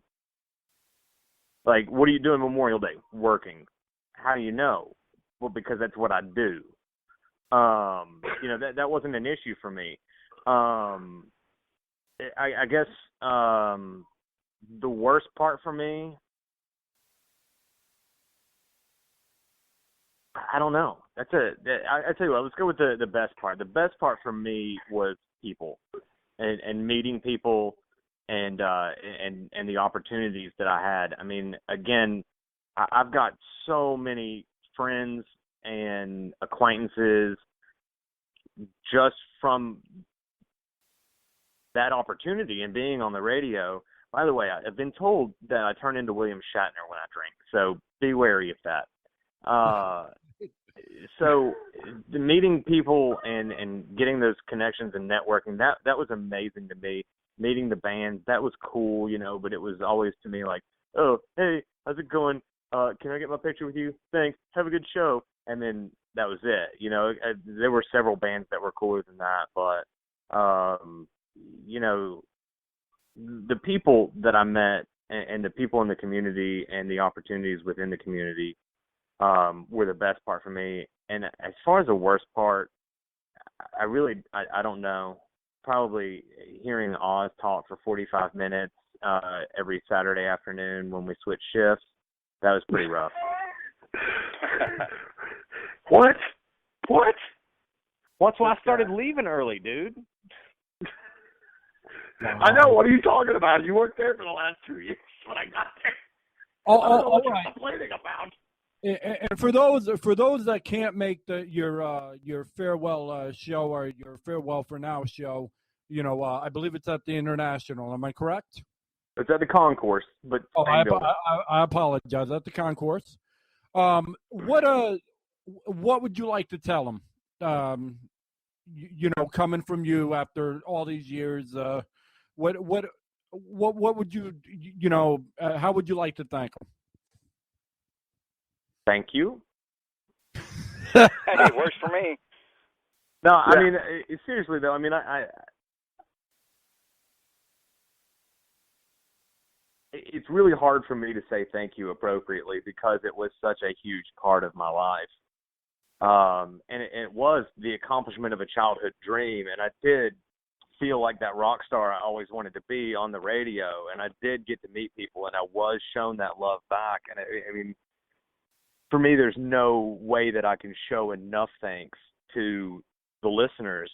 I know it sounds fucking cheesy as hell, but I mean, it's the God's honest truth. I mean, that's what I always wanted to do, and the listeners made it a possibility. And even after it was over, and still to this day, the support was there to validate my feelings, and that was awesome. As far as what I would say, love music. Listen to it wholeheartedly. Open your ears, open your mind. Listen to music. I'm not saying listen to rock. I'm saying listen to music.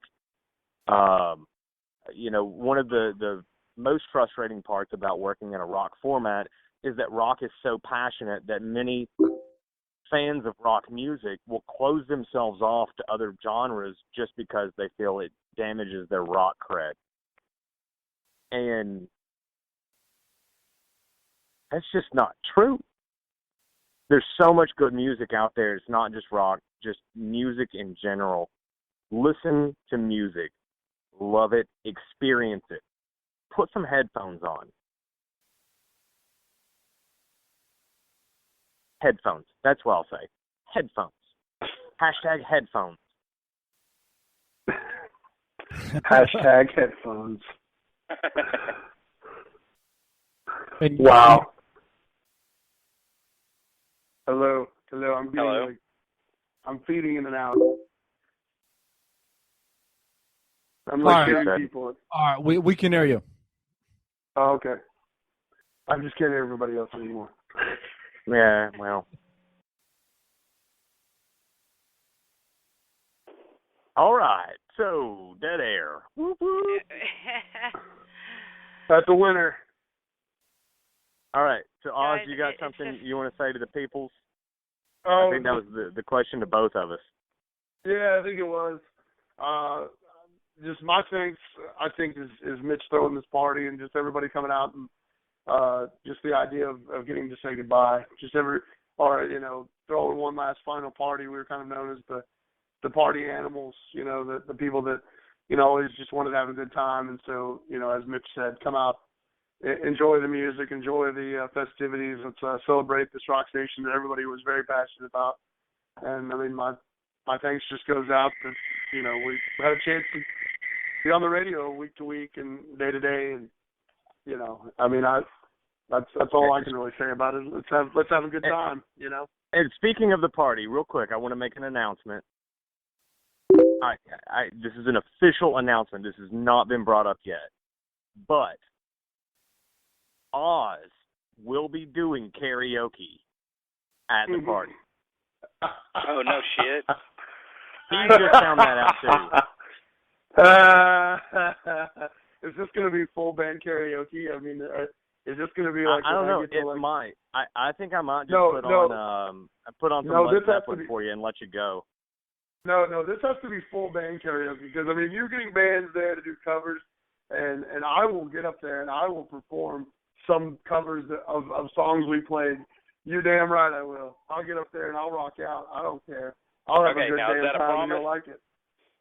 If you haven't seen Oz do karaoke, you have to before you die. Yeah, I don't believe in promises. promises. I don't believe in promises. If I say I promise, it's like the first girlfriend I ever had. She said, "I promise I won't break your heart." She totally did. So I don't believe in making promises because that's like bald-faced lying to you straight to your face, you know. But I'll tell you what, if I say I'm going to do something, I'll do something. So we picked some songs, and I get a chance to at least know where my cues are, and the band's playing behind me, and I'm on a PA. Game on. Cool. So we have a man of his word here. Yeah. I'm sure Mitch can vouch for me. I'll get up there and rock out. All right. All right. And for those that don't know where this, when this party's taking place, can you do a little promo for it? Yeah, it's June 13th at the Concourse at 7. We're going to open doors at 7.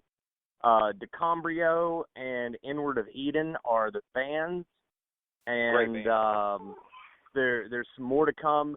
The bands are going to be playing original songs and covers of ex-rock songs to keep the live music flowing through both the LocalX and the mainstream stuff. And we'll have a playlist, slideshow, and possibly some comedians, and most definitely Oz making an ass of himself. You mean being a rock star? My God. Yeah, that's what I said. Yeah, that's what I thought I heard you say. That's Sorry, right. I misspelled rock star with my mouth. Oh. All right, Mitch, man, you're talking in cursive. All right. If we could get permission from the Concourse, could we stream you all? Do you all care? No, I don't care. I don't care. I don't care if I get discovered that night. It's fine by me. Right. Yeah, no worries. Now, Chris Casile is Not Out Music hosting this? No, I'm putting it on entirely myself. The Concourse was kind enough to give us the room for free. Okay. And so I've just been kind of putting this on myself with the help of Oz so you're and doing it. So a couple other people. I guess we have to ask permission from you. Is it okay with you if we stream live? Yeah, can we rerun the tape? Do we need to go to the official stenographer? Yeah, man. Okay, no. Like I personally worked with Chris, and I know Chris is all about business. I mean, he is a great dude. Not Out Music has done, yeah, tremendous. Man, this party isn't business. This party isn't business at all. This party is a party. Okay, man. I'm gonna take you at face value on that, man. And like I said, I've rubbed elbows with you professionally a few times, so I know when you say what you say, you mean it. So personally, I would love to be at this party and stream it live. Right. Absolutely. I mean, I don't really know what the logistics are on that, but if you got the capabilities, go for it. Okay. And hey, you owe me some Jaeger lamps, by the way. I'm still waiting on you to make those for me. I got to get some Jaeger bottles first. I told you I will purchase the Jaeger bottles, and I will even help you drink the Jaeger bottles. Oh, okay. I don't want to. It appears that I'm waiting on you to consume some Jaeger. All right. Well, you guys can worry about that later.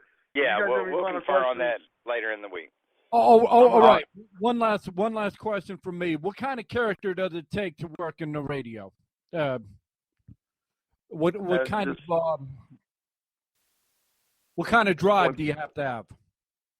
You just have Passion. You just have to have a drive. Yeah. You just have to be have to be dedicated and want to do it, want to get out there and do it. I mean, as far You as have to like, love the character, you have to just absolutely want to be there, and you just absolutely have to want to just get up every day and go in. And I mean, I know I've mentioned I'll probably be the same on this. You know, it's not a job. It's just a good time. You know, I mean, nobody ever in radio bitched about, you know, going in. So I mean, you just love it. You know, you just love going in. You love being. Yeah, on we the didn't make radio, shit. Yeah, I mean, it was so. But radio's a poor business to be in. But, I mean, we didn't make shit, but it was what we did. It's what we loved doing. It wasn't a job. It's like I said, the beginning of my passion. Saturday morning. You know, I mean, you have to do it out of love. I mean, if you go into it, it's like making music. If you go into it to make money, you're in the wrong business. Yeah, you're going to fail. You're in the wrong business, and people are going to know it. And as far as the character goes, it needs to be a character that you're comfortable with doing, a character that is, I mean, if there's different kinds of characters. I mean, you can be a very polarizing character, but you always have to have that counterbalance. Very similar to Jay when he was here in Knoxville. You know, I mean, Jay's very liberal and, for all practical purposes, a hippie pussy. But, you know, he had to have the counterbalance of me and Navy Mike to go, that's the dumbest shit I've ever heard. You know, because you can't be too polarizing. So, I mean, even Howard Stern had his checks and balances. So as far as the character, make sure it's accessible. I mean, you don't want to be too far out there, but you want to be something that you're comfortable with. I mean, sit down, get a character page, and, like, write out what your character is, who they come from, where they are, their backstory. You know, I mean, these are all things that are going to come up if you're playing a character. What are the things that motivate them? What do they like? What do they dislike? You get in depth with a character if you're going to do one. I always say, do yourself. Yeah, that one's a good one. Excellent Be yourself. Be yourself. Well, I don't mean to cut it short, but I got to jump off and go do the dad thing here, and you know, it's code for he's got to go take a dump. No, I took a dump before I got on the radio with you guys. Jeez, come on, man. It's funny. I took a dump while I was on the radio. Well, that's just your character. That's just your character. My character. Anyway, but I appreciate it. You guys have fun talking. I'm gonna get off here. It's been fun, and I'll see everybody June 13th at the Concourse. We're gonna say goodbye to the X. It'll be a good time. So appreciate it. I'm gonna sign off here for now, and we'll talk to you June 13th. It's a Saturday. From the bottom of my heart, I appreciate everything you've done. I really do. Well, thank you. Thank all of you, and we'll see you June 13th. All right. Thank you. All right. Bye. Is he off the phone? Because I'm totally going to put my wiener in his mouth later. Mitch, I heard that. Damn it. Yeah, see, did you hear that echo? He is in the bathroom. He's about to take a dump. You know, I wouldn't be crashing if I showed up, would I? Why would you be crashing? I'm just asking. I would love to be No, there. I mean, I don't think anybody's going to crash. Okay, cool. I mean, unless you have malintentions, then no. I mean, no. Yeah. Come one, come all. I don't have that kind of I energy or desire. I honestly expect personalities from other stations to come. Mitch, may I didn't mean to interrupt. I'm sorry, but yeah, no worries. Personal question. You know, like, are you still going to be a part of the music industry as far as like the shows coming up or you know, the venues? Are you still going to be, you know, are you going to keep in touch with what fan base you have? Absolutely. I mean, you know, I'm still. Sorry, I had to fart. The web series with the International is up and running. We're about to put out the third episode, and then we're going to kind of take some time during the summer to kind of hone it and figure out what we're doing, dropping bits here and there. As far as being in the scene, that's what I live for. I wasn't there because I was on the radio. I was there because I love live music. Yeah, you wasn't there because of work. You were there because of pleasure. Right. I just got to wear a really cool badge that made me look important. Yeah, your little all access. Yeah. Yeah. So I mean, other than that, I'm just there to get drunk and rock my face off. I mean, that's what I live for, is live music. It's why I'm so damn broke. Last weekend, no, not last weekend, the day after Manson, went to Slipknot on Cinco de Mayo. The 8th was Manson. The next morning, I woke up and got in the car with Chad and Ashley from Annandale and another friend, and we drove to Asheville to see Graveyard Clutch and Mastodon. Yeah, so, I mean, now, Annandale, great band. Absolutely. And really, really cool people. Really good people. And that's the other thing. As far as getting out of the scene, I can't because... Yeah, you're locked, No, I mean, these are my friends now. These are the That's people what I mean. that I associate with. Like you build relationships with these people, and not just acquaintances. You actually build relationships with the bands. You know what I mean? No, Chad and Ashley are actually in the inner circle of awesome. Yeah. As well as Danny and Ashley from DeCambrio. Yeah, Danny and Ashley and Richie from DeCambrio. Some of the greatest people I've met. Heather and Chuck Shalapoint.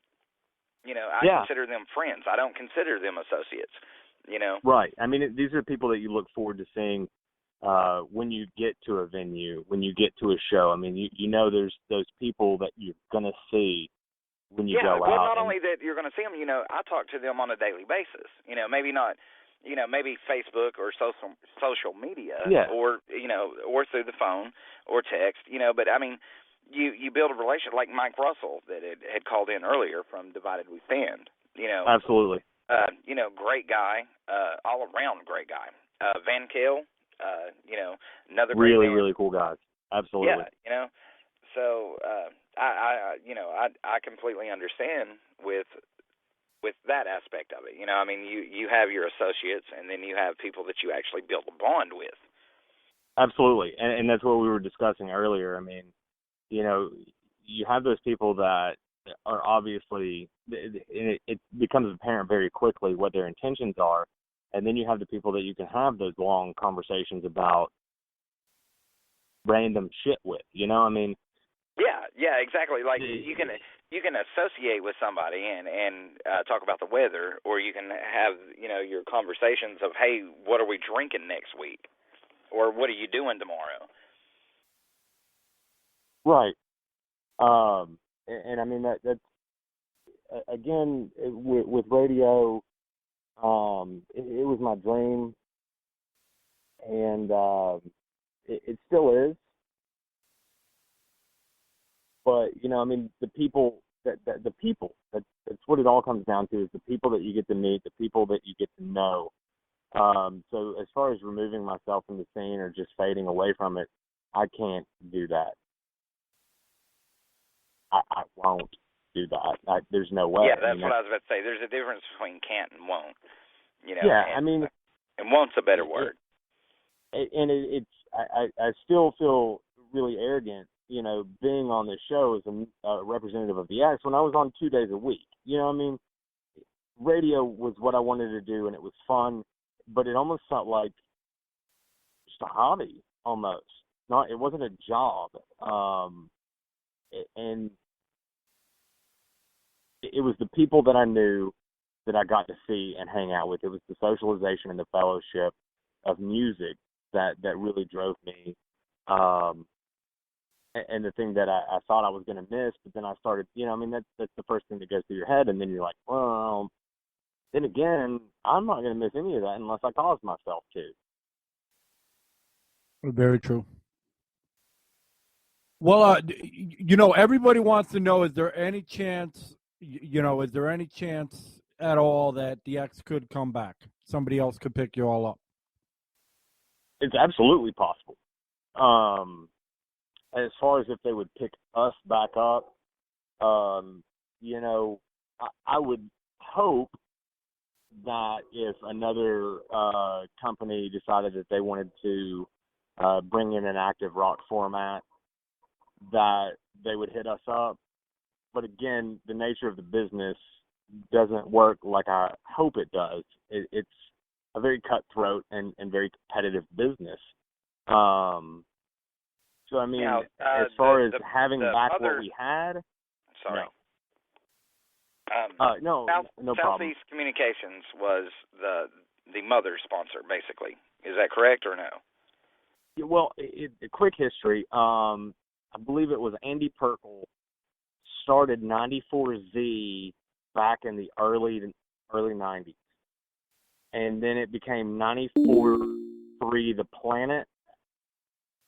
Then it went to Extreme Radio, and then to 94.3 The X, and then obviously it stayed The X. The hard rock, active rock format in Knoxville goes back to when that format was invented. I don't know when South Central Media either took over that format or whatever. I'm pretty confident that they owned The Planet at least. I'm not real confident on that, so don't quote me. But right. What essentially happened was South Central Media went up for sale, the whole company, which owned clusters in Nashville, Evansville, which was their headquarters, and a couple other places. The whole company went up for sale. And Midwest Communications, based out of Green Bay, Wisconsin, bought it. Okay, so it was basically a buyout. Yeah. I mean, Hello? we were shopping the station. Oh, Right. all we right. put it out there like, the station is up for sale. Who wants to buy it? Let's get some bidding going on. And Midwest was the one that we ended up selling to. None of those decisions obviously came from Oz, myself, or anybody else probably in the building in Knoxville. So.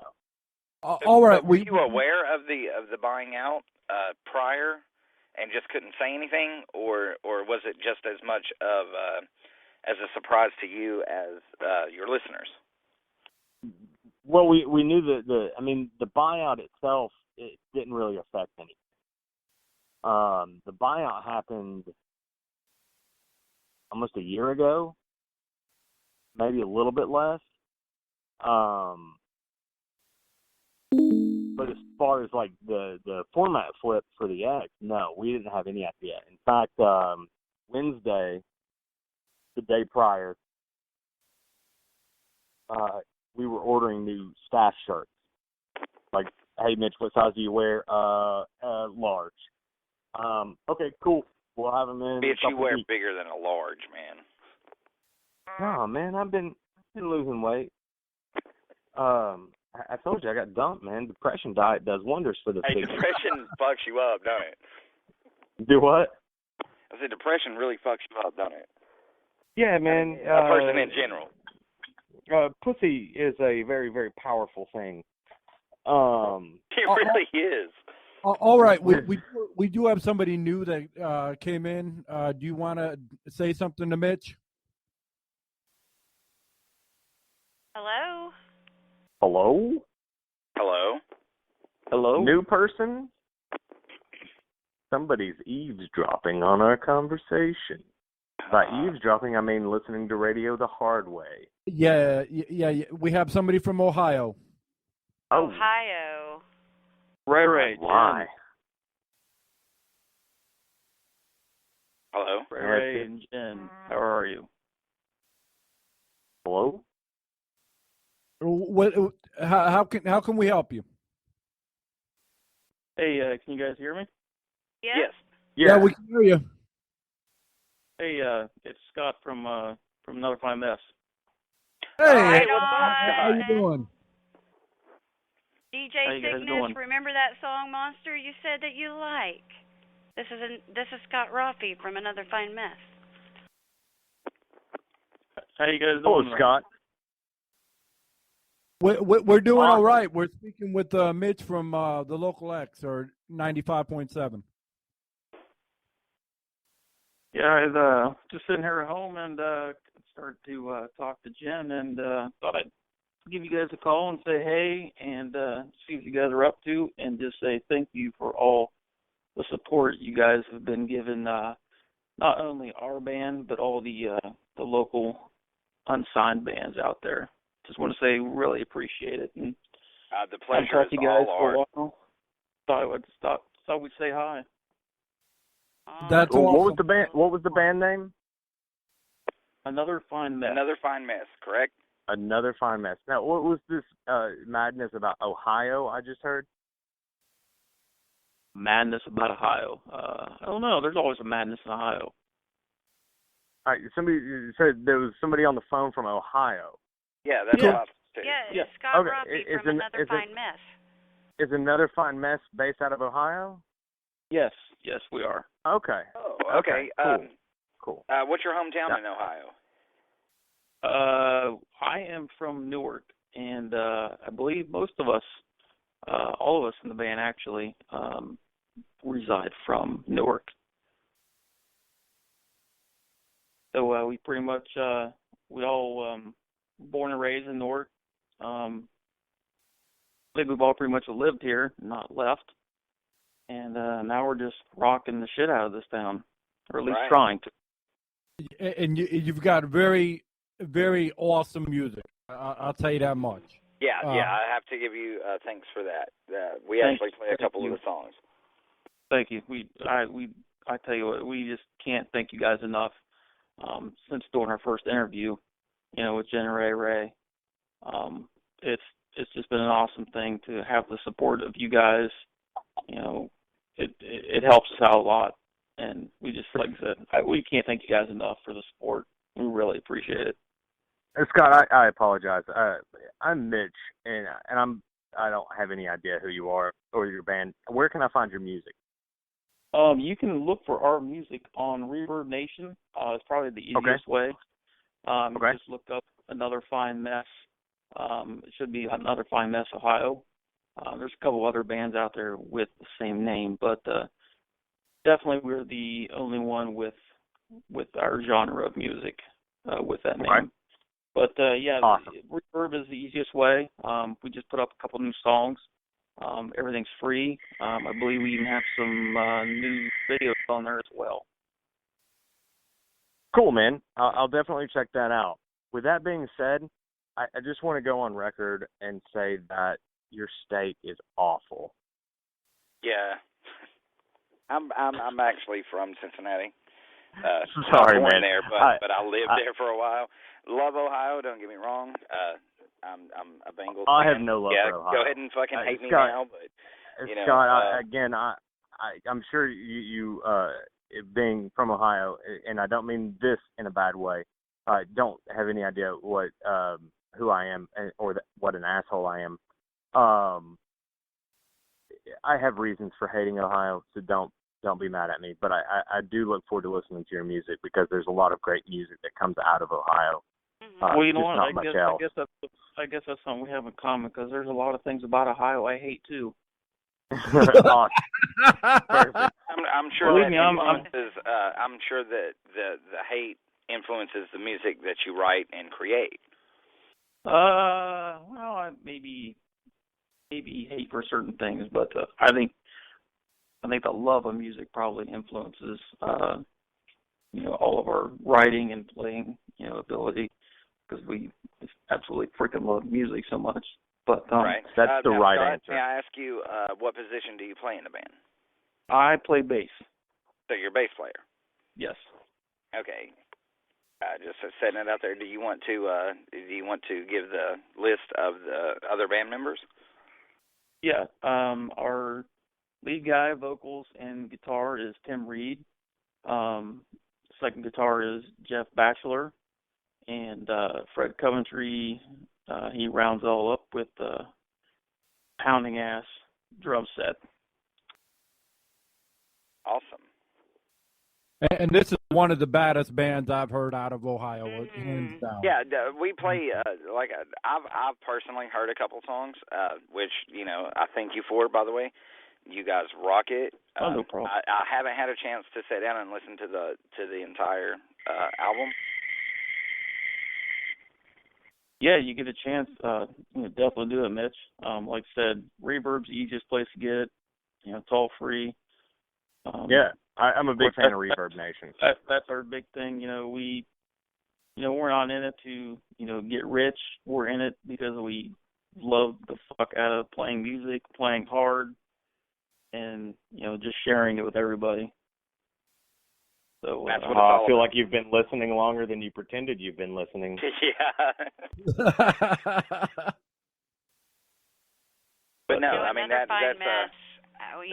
I have to say, when Ray asked me to help interview another fine mess band from Ohio. It was my first interview, and I have to tell you, these guys are just so personable, so great, and their music is just so wonderful that I told them then, and it's the same now. It's the happiest, best panic attack I've ever had. Yeah, it's like a privilege. It's not like a privilege. It is a privilege to interview. But did you feel? But did you feel the same way when you found out we were from Ohio, Jen? Were you like, oh shit, another band from Ohio? I don't care where somebody's from. I mean, if they're in it because they love it, and we can help them, and you know what I'm saying? It's like we just love people, and I just have to say, they really blew my mind because I always had this like. I guess that was my major question for Another Fine Mess was, what is the major misperception of metal bands that there is about you as metal band, as a metal band, and that really opened doors for them to explain who they really are as people compared to their outlet, and they do an amazing job outletting. You know what I'm saying? Okay. So I tell you what, let's do it this way because there's a lot of different kinds of metal. My dog's name is Lemmy. For God's sake, I'm a metalhead. There you go. Through and through. Yeah, so, Lemmy Killmister. I found in my years the best way to describe music to somebody or a band, and you're going to hate this question, Scott, because every artist does, and I hate it too, but again, I found like if you're talking to somebody that's never heard a band, the best way to get it across to them is to compare them to other bands. Now, I'm not asking you to compare yourself to one band. I'll give you three. The love child of what three bands? I think when we last talked to, you guys, one of our, I can't really speak for the other guys, but one of the big influences for us was, at least Tim and I, was, Biohazard, kind of the old school hardcore, bands.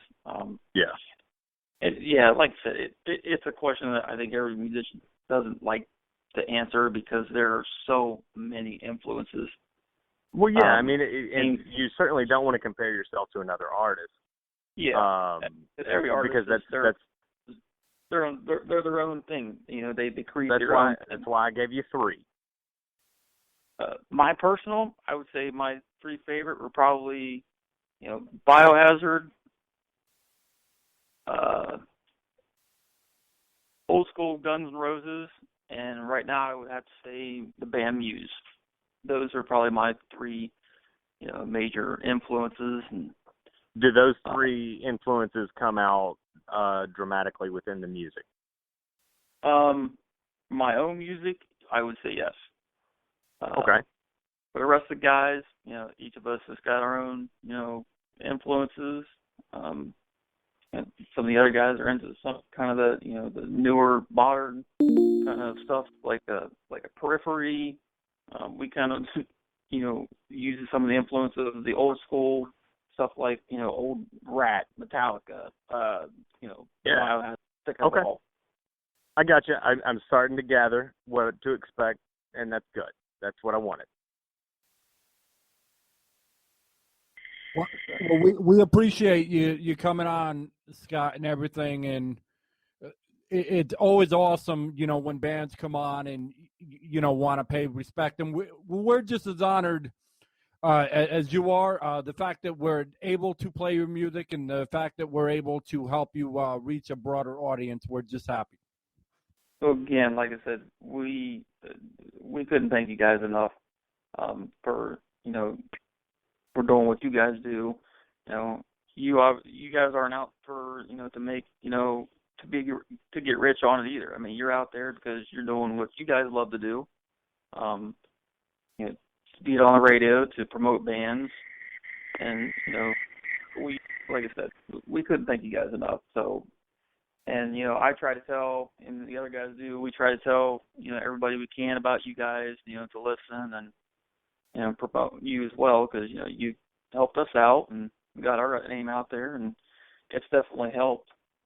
And I think we need more radio stations, like you guys, independent people are out there just do what they love to do also.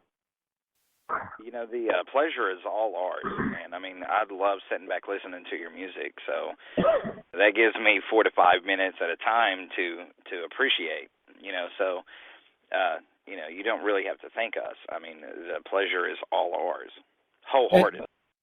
And not to take away from Mitch, because we're more of the underground station, podcast, whatever you want to call it, than what Mitch did. Mitch was actually on FM, and it was part of a station that closed down. That's why I kept saying Nickelback, man. Did you notice how he shouted out to Nickelback like 4 times tonight? Yeah. You got their CD in your fucking player right now, don't you? No, I think my dad owns the only Nickelback CD I ever owned, because I was like, here, man, you can have this. I will say Nickelback throws a hell of a shows, though. Was that one of That's what I've heard. That's what I've heard. I've just never felt compelled to give them more money. How was the Clutch show, Mitch? I mean, not to kind of get away from the interview tonight, but how was the Clutch show? I did not get to make it. Which one? Are you talking about the last one? The last one, wasn't it in Nashville? Yeah, that was my 7th Clutch show. And they just had a Clutch Mastodon show in Ohio too. Oh, yeah, the Missing Link tour. Did Ohio get Graveyard as the opening act? You know what? I don't know. I was going to try to make it, and damned if I couldn't. A couple of close friends of mine did, and they didn't say about that band, but they said for the Mastodon first half of the killed it. For the first half of the Missing Link tour, they had another opening band, and it would have been much easier for me to just get a ticket to Shaky Knees and go watch all the other bands, but I wanted to see Clutch and Mastodon and Graveyard, which I saw a long time ago, but didn't realize who I was seeing in a venue. And the venue itself was outside in an alley, and it was one of the coolest outdoor venues I've ever been to. It was Lincoln Theater Street Stage, and it was super cool. And the set list was amazing. We actually saw them on the 20th or 25th. Again, my memory and math skills not awesome. But it was either the 20th or 25th anniversary of Clutch's self-titled album release. So the first 5 songs out of the gate were straight off self-titled, and it was magical. But back to Graveyard, because that band, if you have not heard Graveyard, that's good shit. Me personally, I haven't had a chance to hear it, so I will check that out. Yeah, no, I know. You will. Okay, so I believe it's a priority. Ray, if I'm not mistaken, we have a new caller. Is that correct? Correct, from Knoxville. Hello, everybody. Hello. My name is Jacob, and I know you all. That's terrifying. Should I do the introduction, or should you introduce yourself? Yeah. No, I really like guessing games, man. No, Okay. man. I'm Jacob. I play with a couple local bands out in the Knoxville scene. I play with Van Kale and Split Tusk. I just wanted to call in and get in on the conversation. And but first and foremost, I wanted to express my thanks to you guys doing what you do, and because it really helps us out tremendously, trying to reach new people. Definitely. Actually, the first song I played tonight was Van Kale Nevermore. Oh, ain't that sweet?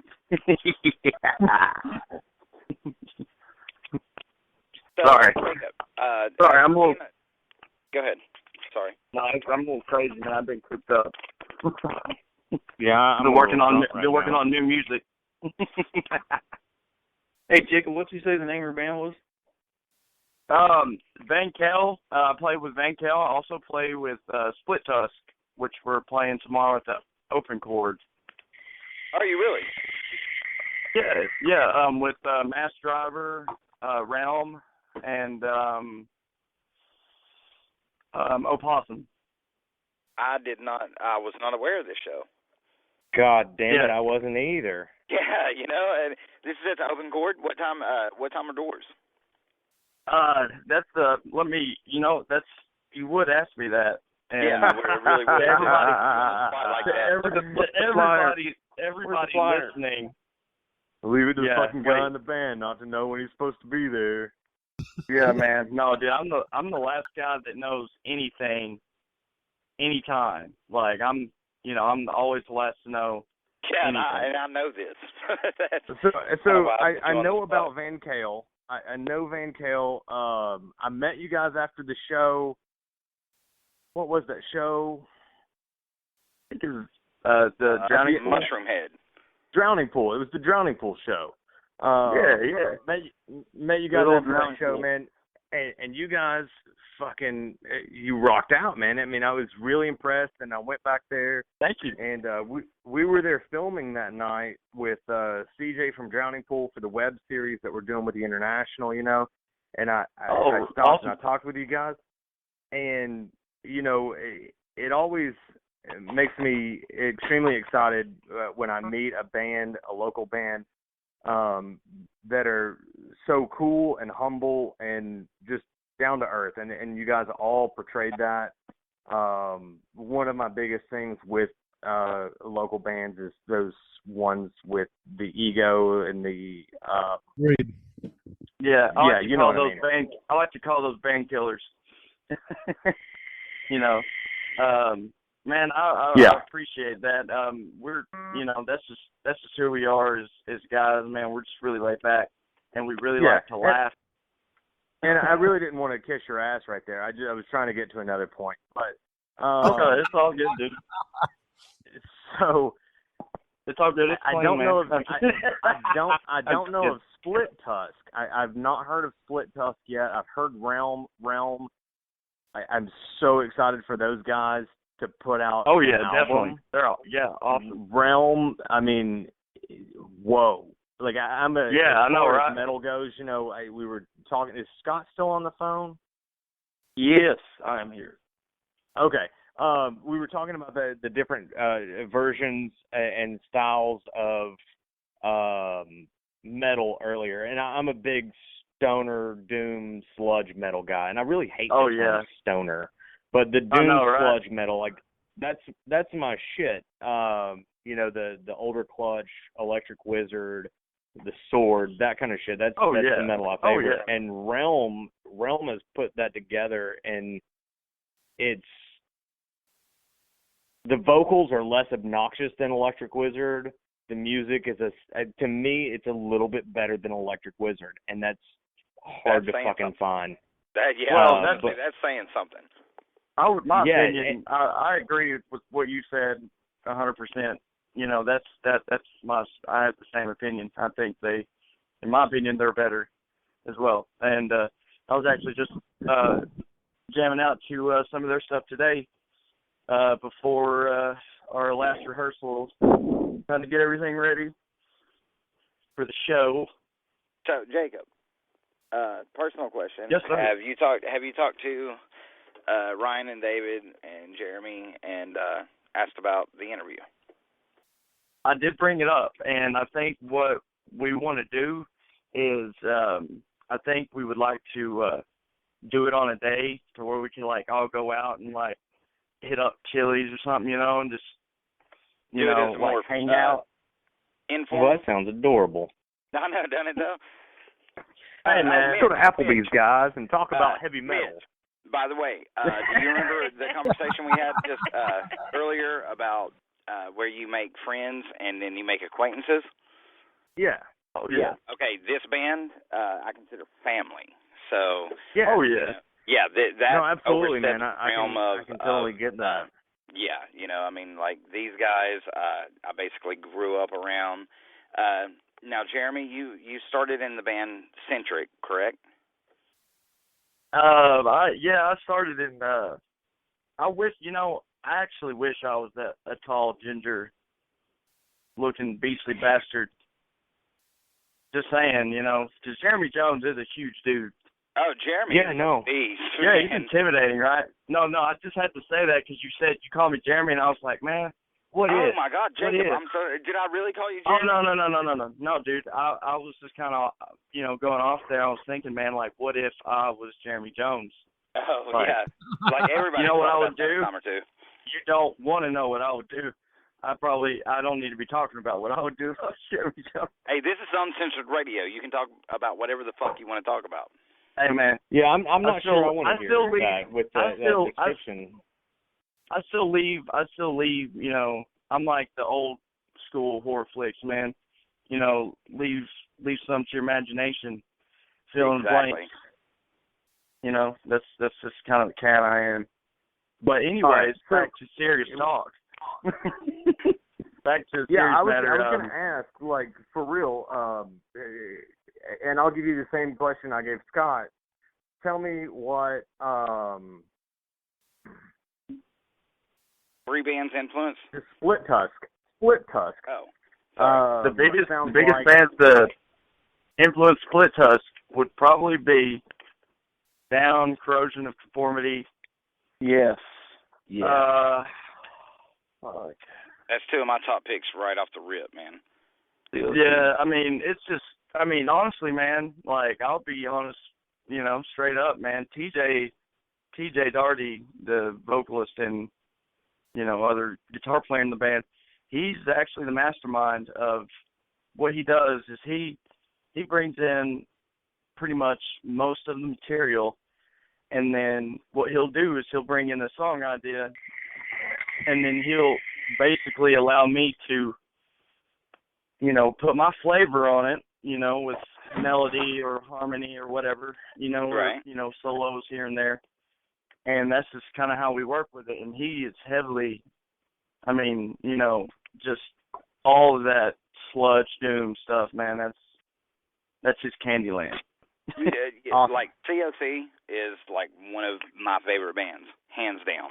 You know, you know Pepper's back. Yeah, dude. Yeah, I know Pepper's back, man. It's you know, like, Mitch, Clutch is your band, and don't get me wrong, Slipknot to me is hands down great. I mean, you know, dude, I'm with you there on COC though. I'm with COC, yeah, COC hands down. With that's Pepper. Just some of the best Pepper, shit. Slipknot's new CD is amazing, superbly done. Written. It really is. I mean, did anybody else think that Weinberg was trying to play too much in the style of like Jordison? He really tried to emulate Joey. I know he grew up with the band. I know he's been around the band for years. Yeah, well, not only that, you know, that's Max Weinberg's son. You know, so So he was influenced from day one, but did he try to emulate Joey? Yeah, I think he did. You know. Well, that's what it's what it sounds like to me. You know, I mean, is it a bad move? It's a bad thing. no, you know, I mean, I would just, well, I don't know. Considering he was hired on as a, you know, he was hired on. He's not part of the band, you know, so he knew that from the get-go, you know. So I mean, you're hired on to portray a certain style. just like their bass player, they kind of have like similar masks. Yeah, they're not. You know, they're I just mean, you know, kind of they filling the knew void from the get-go that they weren't employees. They're not part of the band. Yeah, even though both of the guys are extremely talented. I mean, extremely. Yeah, I mean, like Weinberg, hands down. I watched some of his previous shit before Slipknot, and just hands down, the man is you know, immaculate on the drums. Well, speaking of fill-ins and where the fill-ins can go, I'd like to give a shout-out to our local boy, Andy Wood. Oh, yeah. You guys all know Andy Wood. Yes. Scott, if you're still there, I used to take lessons from him. Well, look What's that motherfucker up. Andy Wood, a guy from Knoxville. He used to play in a band called Down From Up. Down From Up. And a couple other Down bands From Up, baby. Local metal bands around. And they were badass. The Terrible Beauty, I believe, was the name of their release. The first release they did. Yeah, man. And, I was in that shit day one. As soon as I found out about those guys, which I actually found out about them, I competed in the Guitarmageddon Blues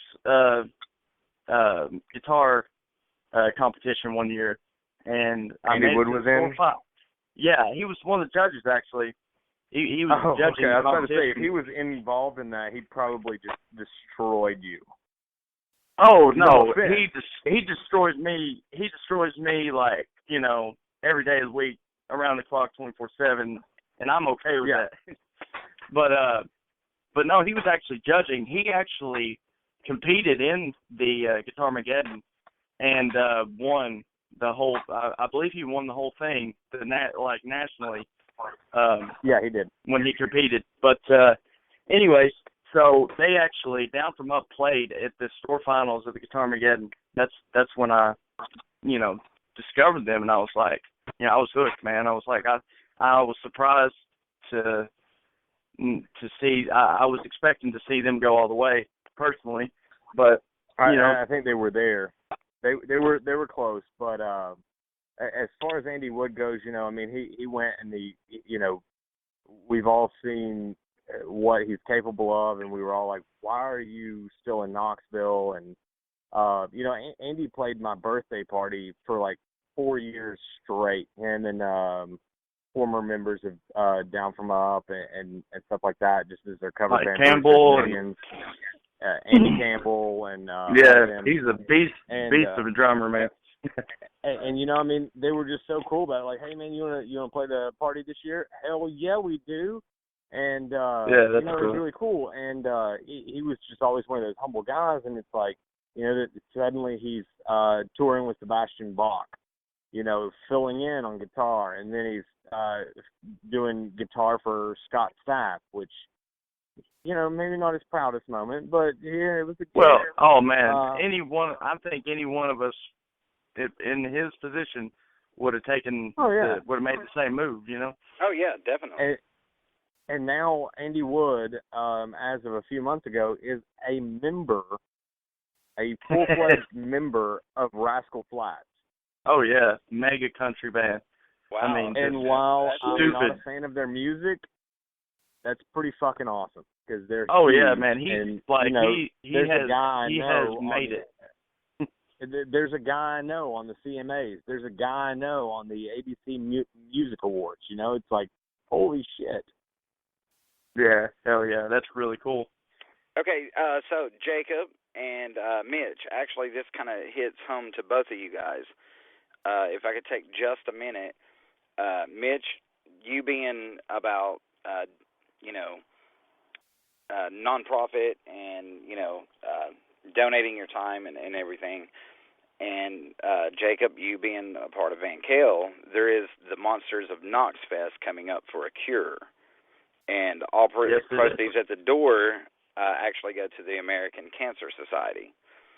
And if you don't care for just a second, I'll kind of read off this list. It's fucking huge, which is My Brothers Van Kell, of course, Tears to Embers, Insight, Indy Lagon, Inward of Eden, Rain Like Rain, Dust and Decay, Of Eve, Among the Beast, Autumn Reflection, Farewell to Kings, Belfast Six Pack, great band, brothers of mine also, Lot 9. I mean, it's just a really just tight-ass lineup, man, and it's 18 and up. Doors open at 3:30. It's $8 in advance, $10 at the door, $2 surcharge for, patrons under 21. This is going on at the Bowery on June 6th, and like I said, all proceeds go to American Cancer Society.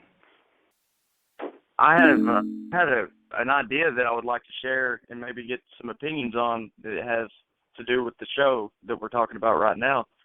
Feel free. Stirring in my mind, man, because anymore, I mean, I'm with promotional things and then, trying to promote shows, and then you have a special event like this coming up, and it hits home with a lot of people. I mean, a lot of people have been, their families have been affected by cancer. Cancer is rampant. I mean, it hits closer to home than you think, man. I thought about trying to pull this off. I don't know if I can or not. It would probably take the help of the other bands, but I really wanted to do a raffle. Take a guitar, take a white guitar. It doesn't have to be an expensive guitar. Actually, I've got one that I could do it. It's one of my practice guitars. As soon as you said white guitar, I think I know which one you're talking about. But I know a guy that's really good at like airbrush, like art, and I've seen his work. He's amazing, and I want to take a guitar, have it just how, whatever, just the show, just, and like have the band sign it or whatever, just that type of deal. And having a raffle, having a $5 a ticket raffle it off, and then give all the money from the raffle to the, to donate that money as well. Yeah, to American Cancer Society. That actually sounds awesome. I mean, that would be something that. And now, Chris Castile is hosting that event. Is that correct? Actually, it's at the Bowery. I'm not really sure, man. I'm not 100% sure. Okay, I might be wrong on that, but I do know it's at the Bowery. I do know it's June 6th. But as far as I believe it's Night Owl Music. I'm not entirely for sure. I'm not. Don't hold me to this, but see, because Van Kell not too long ago became where we started working with Night Owl Music. Affiliate.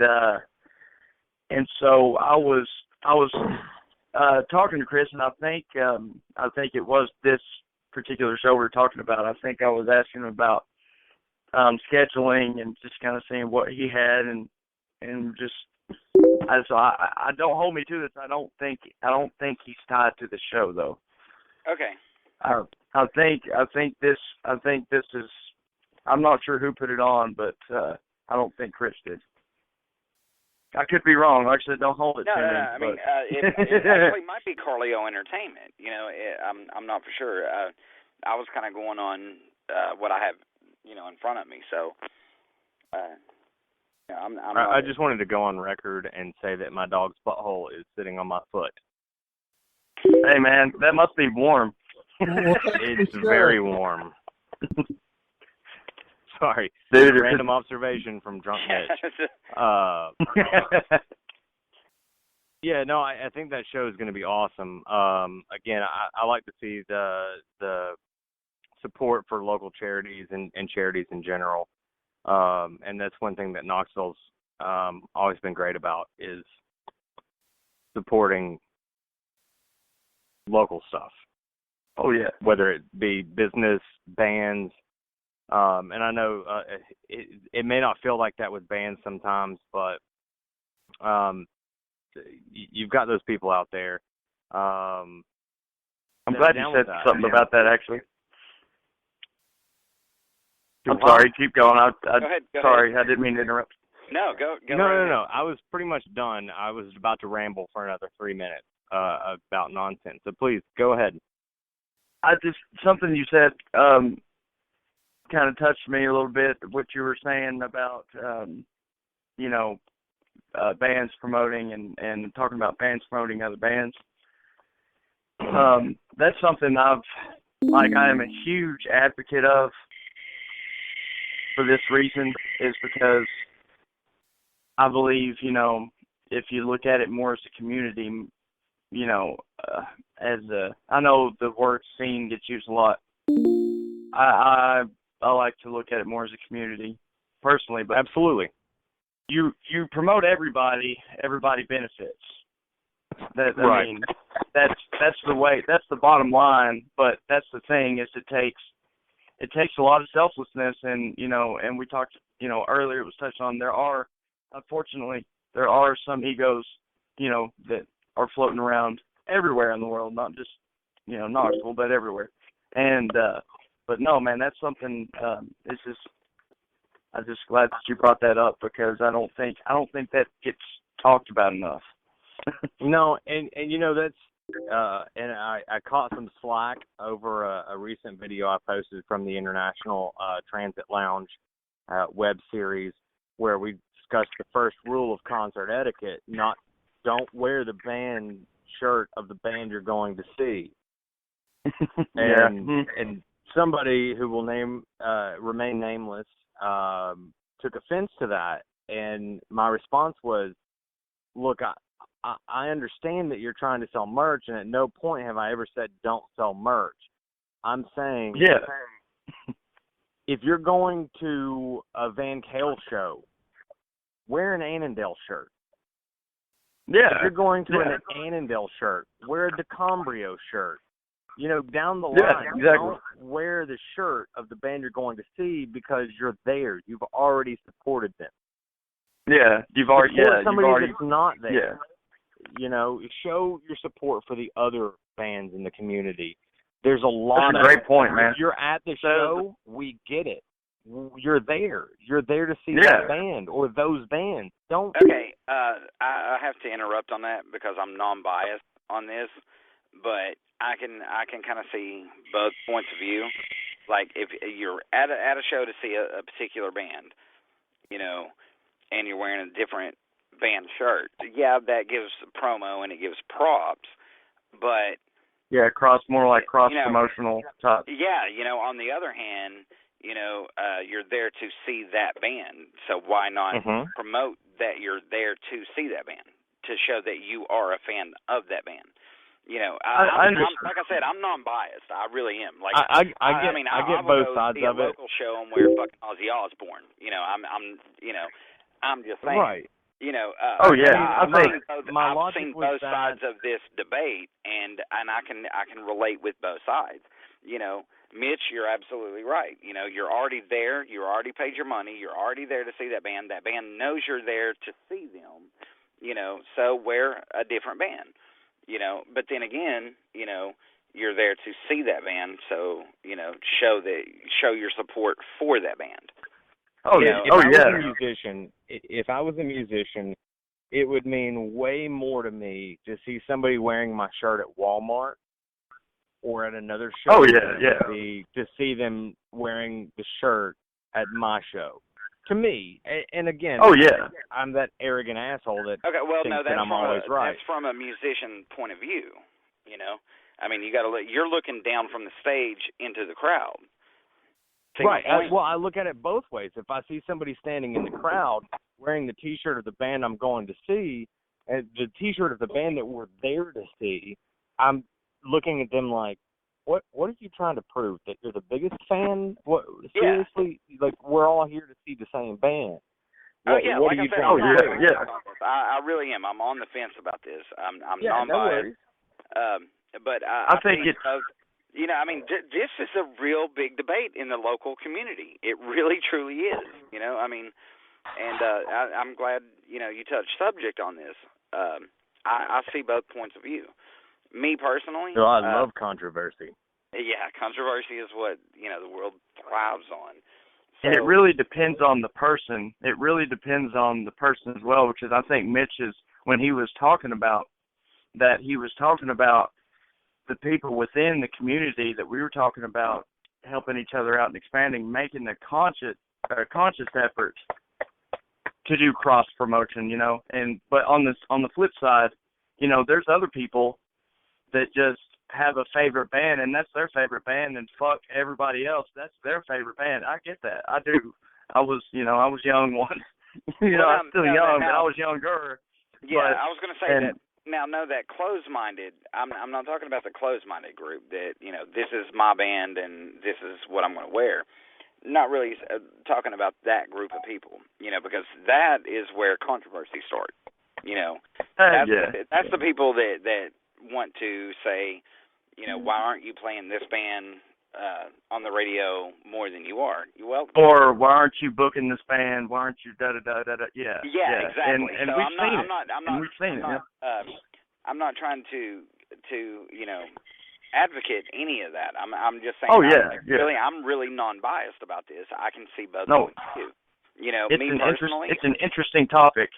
It really is. I mean, if you step back from a fan's point of view, or you know, like me, you know, I've got the privilege, like you, Mitch, you know, to you know, talk about it on radio. You know, I mean, this is something that is a big deal. You know, I mean, do you want to support the band that you're watching, or do you want to support the local scene in general? You know, I don't think it's an and/or situation. I think it's I don't know. You know, it's not are you supporting the band you're here to see, or it's are you're here to see the band you're going to see. Support them by buying a CD. Yeah, you know, signed CD for $5. Support them with a tip, or buying them a beer, or just being there. Support somebody that's not there. Show somebody that you have depth to your personality and musical taste. Show somebody that you're not just there because that's the only band you fucking know. Right. Exactly. That's my interpretation of the situation. Yeah, I mean, and that's a valid point. It's a little Outcast in a rock show. How'd you like that? Yeah, no, I mean, that's a valid point. Like I said, I mean, I've, like, you know, me being in local music, you know, and being a part of this for so long, you know, I've seen both sides of the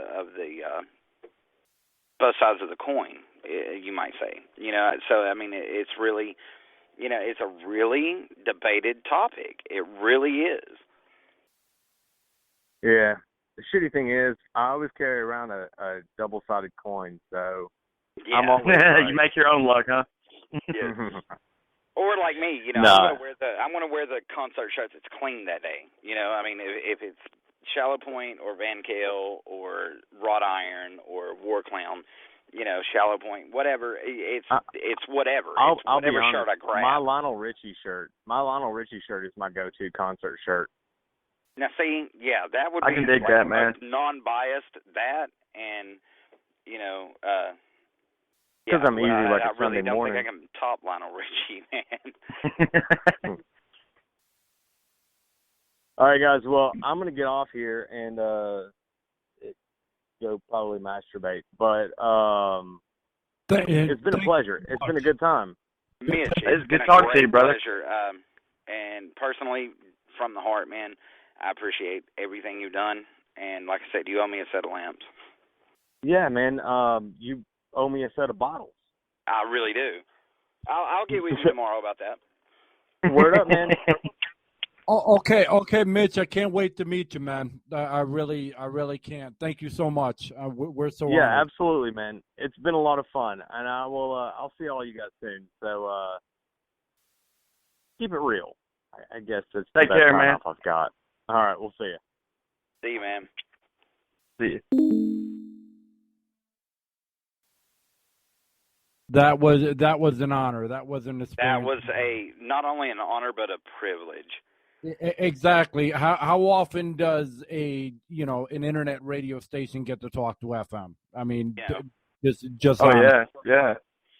And plus the call-ins we've had, the local bands that showed their support. It's phenomenal, man. I mean, this is why I do this. And I want to apologize, Scott. I really do. Any other, night when you're calling in and saying, "Hey, this is Scott from Another Fine Mess," I'm like, man, I'm so honored and everything. It's just you just don't get to talk to FM radio DJs, every day. That's just not something that happens. Well, you don't get to hear their side of it. Like he doesn't understand, him being from Ohio, he doesn't understand what an influence and what an honor that was. Oh, come on now. Well, Scott, maybe you do. That's like your favorite rock station, that you've grown up listening to. Went off the air. Yeah, went off the air. Or gets changed to a country station. No, literally went off the air. Like literally, they played one song and then it went to country. Yeah. No warning, no heads up, no. I wonder nothing. how many people thought they were on drugs at that point in time. Yeah, like I said, I was in the Bahamas. Okay, I was on a cruise ship, had no internet access whatsoever. And literally the first thing I read on my phone when I made it back to port was 95.7 is gone. And I mean, I didn't say, I didn't read how was your trip or send me some pictures. I saw 95.7 was gone. And I'm like, how the fuck is 95.7? What do you mean it's gone? What I was going to ask Oz, though, I never got a chance to because I kept on being interrupted over and over again. Yeah, about Boner was, the rumor was he told people to go streaking, and then people went streaking, and he got canned. And he got canceled. Yeah, you were the one that brought that up. I actually backed you up on that because I was like, okay, I just heard Boner's name. What was that about him getting fired? So yeah, I actually. I mean, see, that's the thing about fucking broadcast radio is there's so much backstory that you don't get, Yeah, that's very true. And I mean, what we do is there's too much money. Sorry, Ray. There's too much money in broadcast radio. Yeah, correct. And so, unlike money. Not money per se, but too many corporations. Too much politics, red tape. Yeah, politics. Great way to say that, Ray. That's the whole underlining cause of all the fuck ups and the mess. Ratings. Ratings. That's what, in broadcasting. That's what it's about. Whatever piss ass band is making the best ratings is who we're going to play.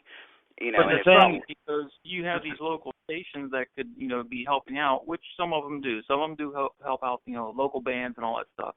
Yeah, but once a week. And then, don't get me wrong, 95.7 was awesome in what they do. They took a couple hours out of their week to do that. Right.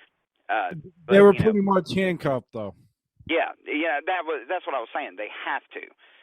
Us, this is what we do. This is our job. We actually play local.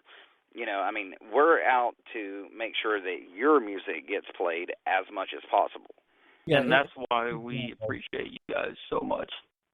Oh, exactly. yes. But I didn't want to say, a real radio station in front of FM because I didn't want to disrespect Mitch. Yeah, exactly. Well, Mitch is great at what he does. He really is. And he's a great man as well. I mean, a great person in general. Everybody else.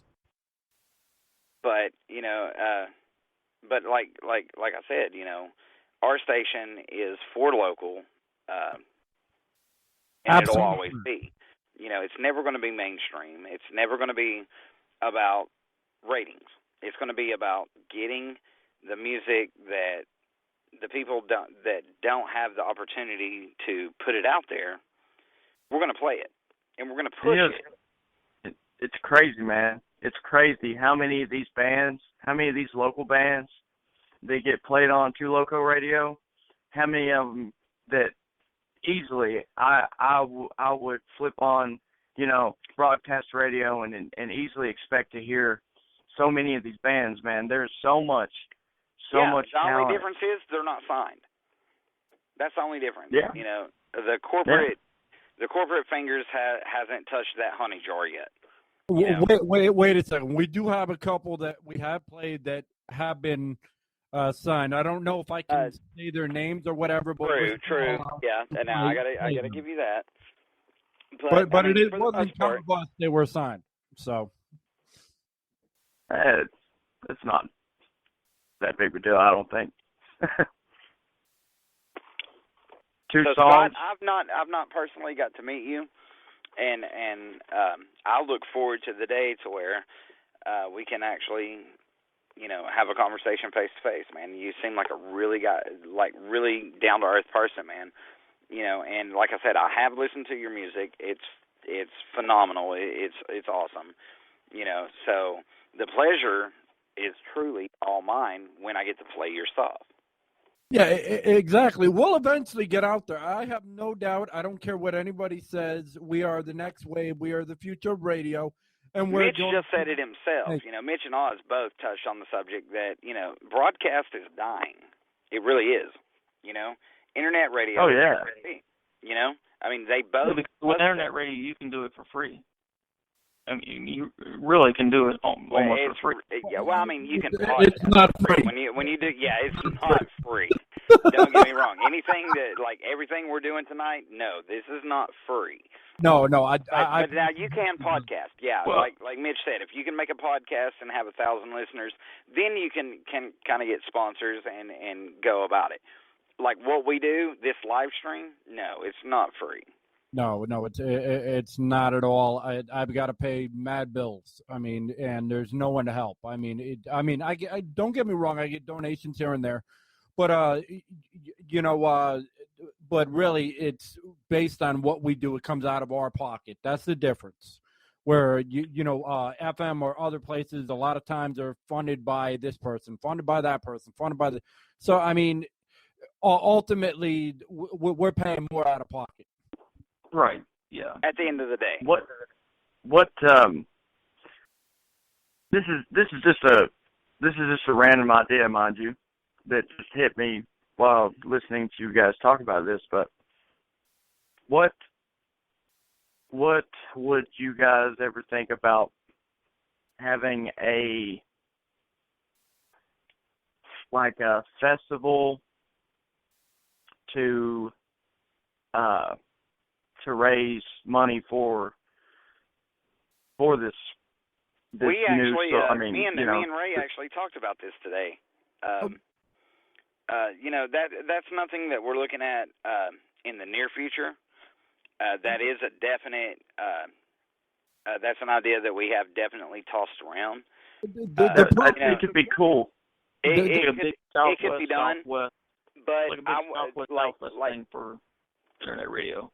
Yeah, literally what we're doing right now is we're trying to get you guys out there. We're trying to get your exposure. Oh yeah, and I am very thankful. I can't say that enough. But I'm the type of guy, like I said, referring back to the word community.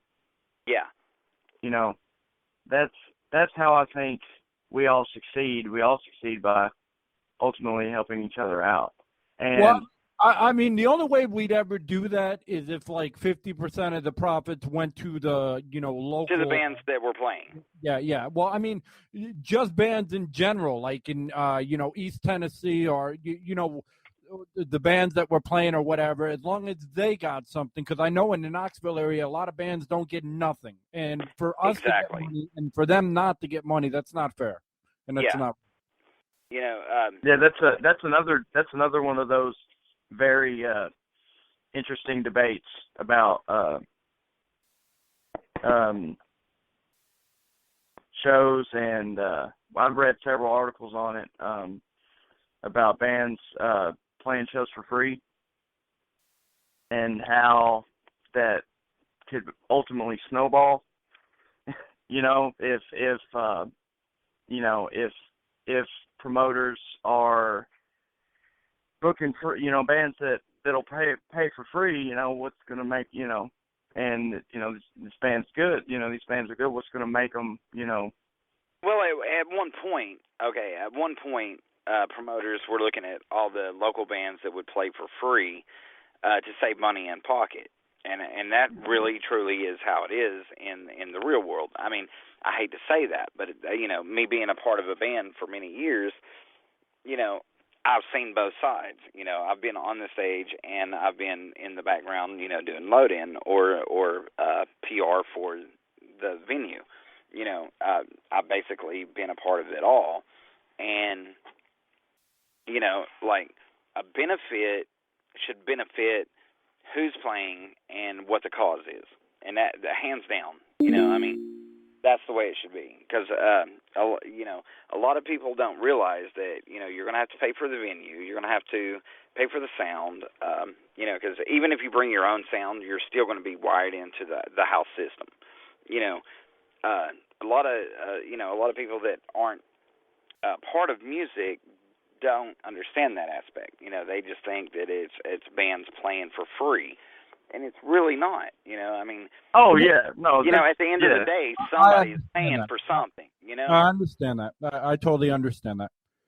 Oh yeah, I do too. That I was coming at it from a different angle. You know, when you put it that way, not so much, but because, you know, I brought that up out of nowhere, and I've been the guy in the band that plays, you know, that's played for free, you know? Yeah. So it's not, you know, it's not something I'm saying, you know, this or that, or, you know. Well, I mean, technically you're not playing for free, not to cut you off, but you know. Oh, no, you're good, man. With that. You know, technically it's not that you're playing for free, you're playing for exposure. And by playing for exposure, you gain all these great connections. If there's a headlining band that you're open for, you can gain the connection of, hey, maybe when they're doing a tour, maybe they'll call you because you rock the True. house. Right. True. And so I'm in the glad future, you said that. if we decide to do a benefit show to raise money, would you be interested in us calling you? Oh, you're asking me? Call us, man. Yeah, I'm asking you. I mean, I think that was kind of what you were leading to, but didn't. Oh say yeah, it. I would be glad to help. You know, hey, I know don't mean we to would. interrupt. Is that Mitch? Oh, Meridium's still on. Is Mitch still here? No, Mitch is gone. No, Mitch is he's gone. Oh, dang. Okay. Okay, can I ask just a personal question? To who? To just in general, everybody that's on, like. Yeah, sure. Was anybody smoking a vape? Because I could actually hear somebody hitting a vape pen. I believe it was Mitch. I'm not exactly for sure. I'm not going to say it. You know, I'm not going to point any elbows or fingers. Well, I'm sorry. Sure, that ain't me. But okay. It wasn't me. I've not heard it since he's been off. And don't get me wrong, I love Mitch. I love him to death, man. Really great guy. But I mean, I just me in the headset, I could hear this vape pen hitting like every so often. I don't know if you guys got that feedback or not, but like when that vape pen hit, it drowned it out. But I don't know. It drowned it out voices going by. You know, so was it me or was it everybody in general? I thought the cars were going by. I heard it. Hey, Did you hear it? Adam, I have to ask you a question. It's okay. Yeah, no disrespect anywhere whatsoever. It was drowning out my headset.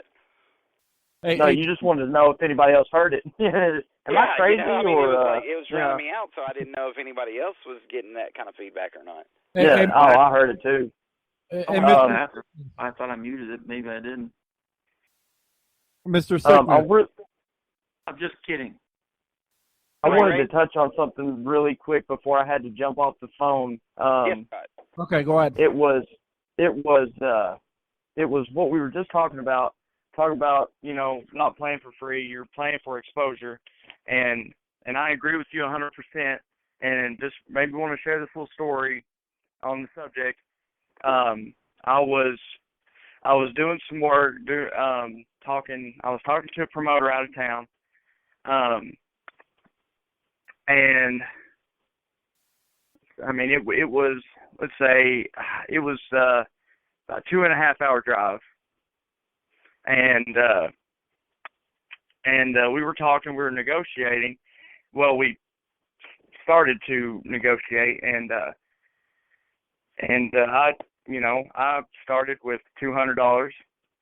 I figured we would start negotiations from there. $200, I think, is a fair price to start at for when you get into traveling. But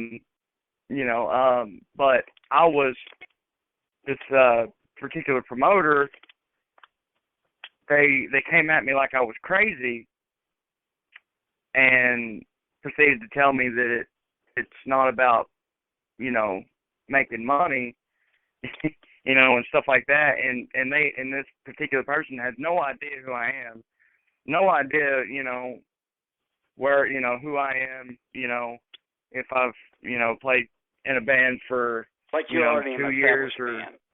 Yeah, or whatever. Yeah. And I'm like, in some cases though, it may seem like a lot of money to them, but you're hauling that trailer, you got to feed yourself and make the trip hauling back. That's basically gas money.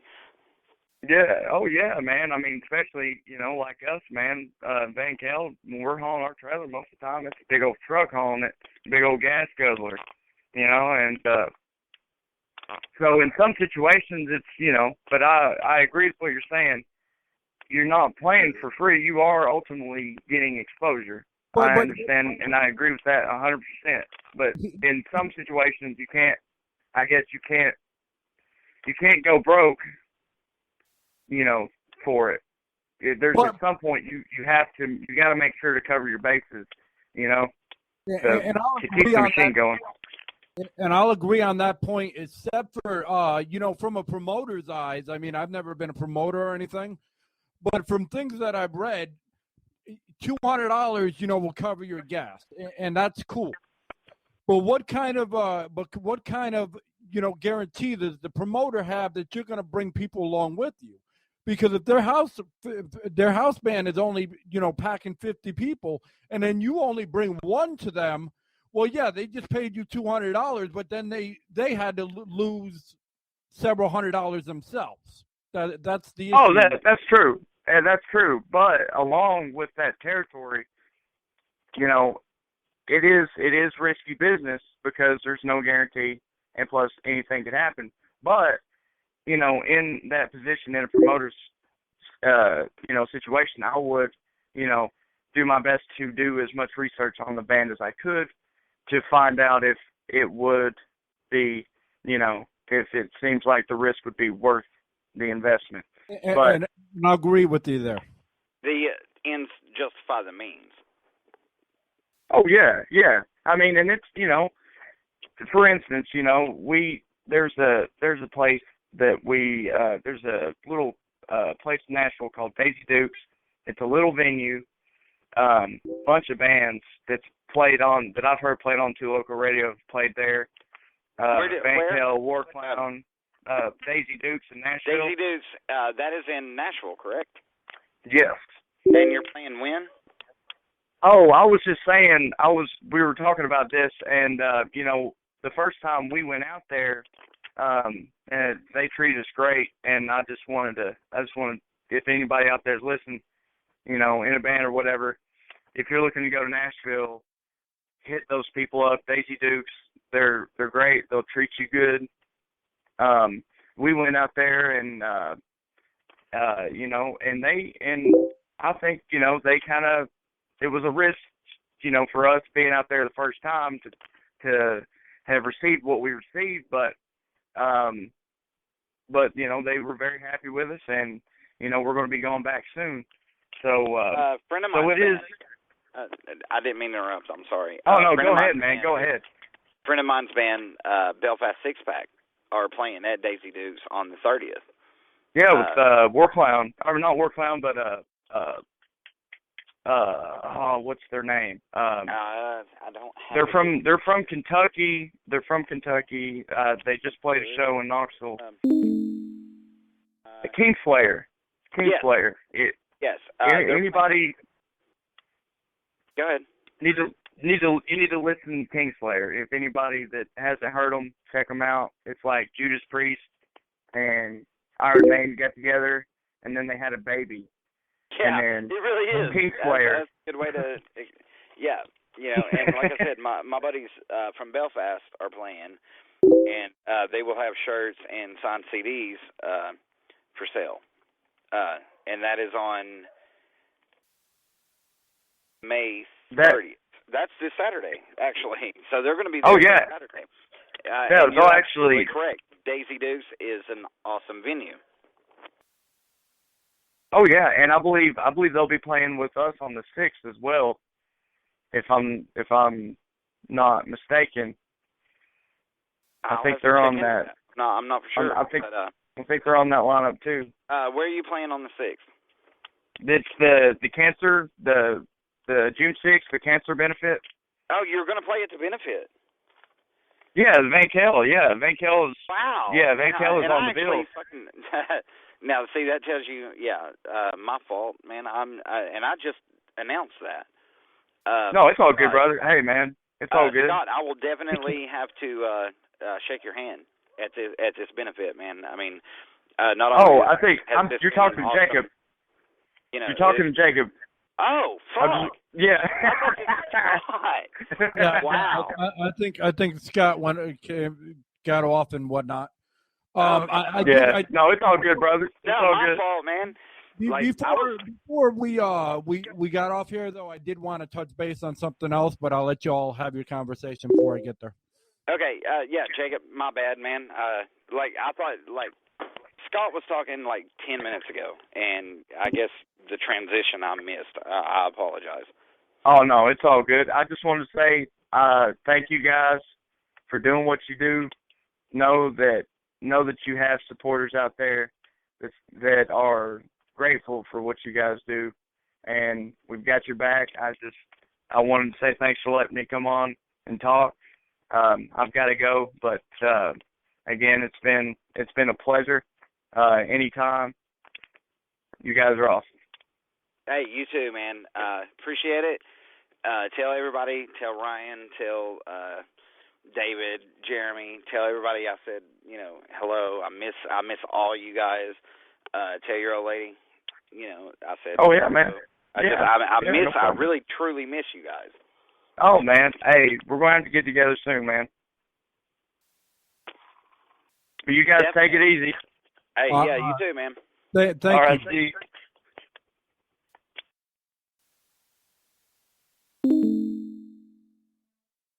All right, man. Now it's just me and you. I just want to apologize to everybody. This is not a normal show per se.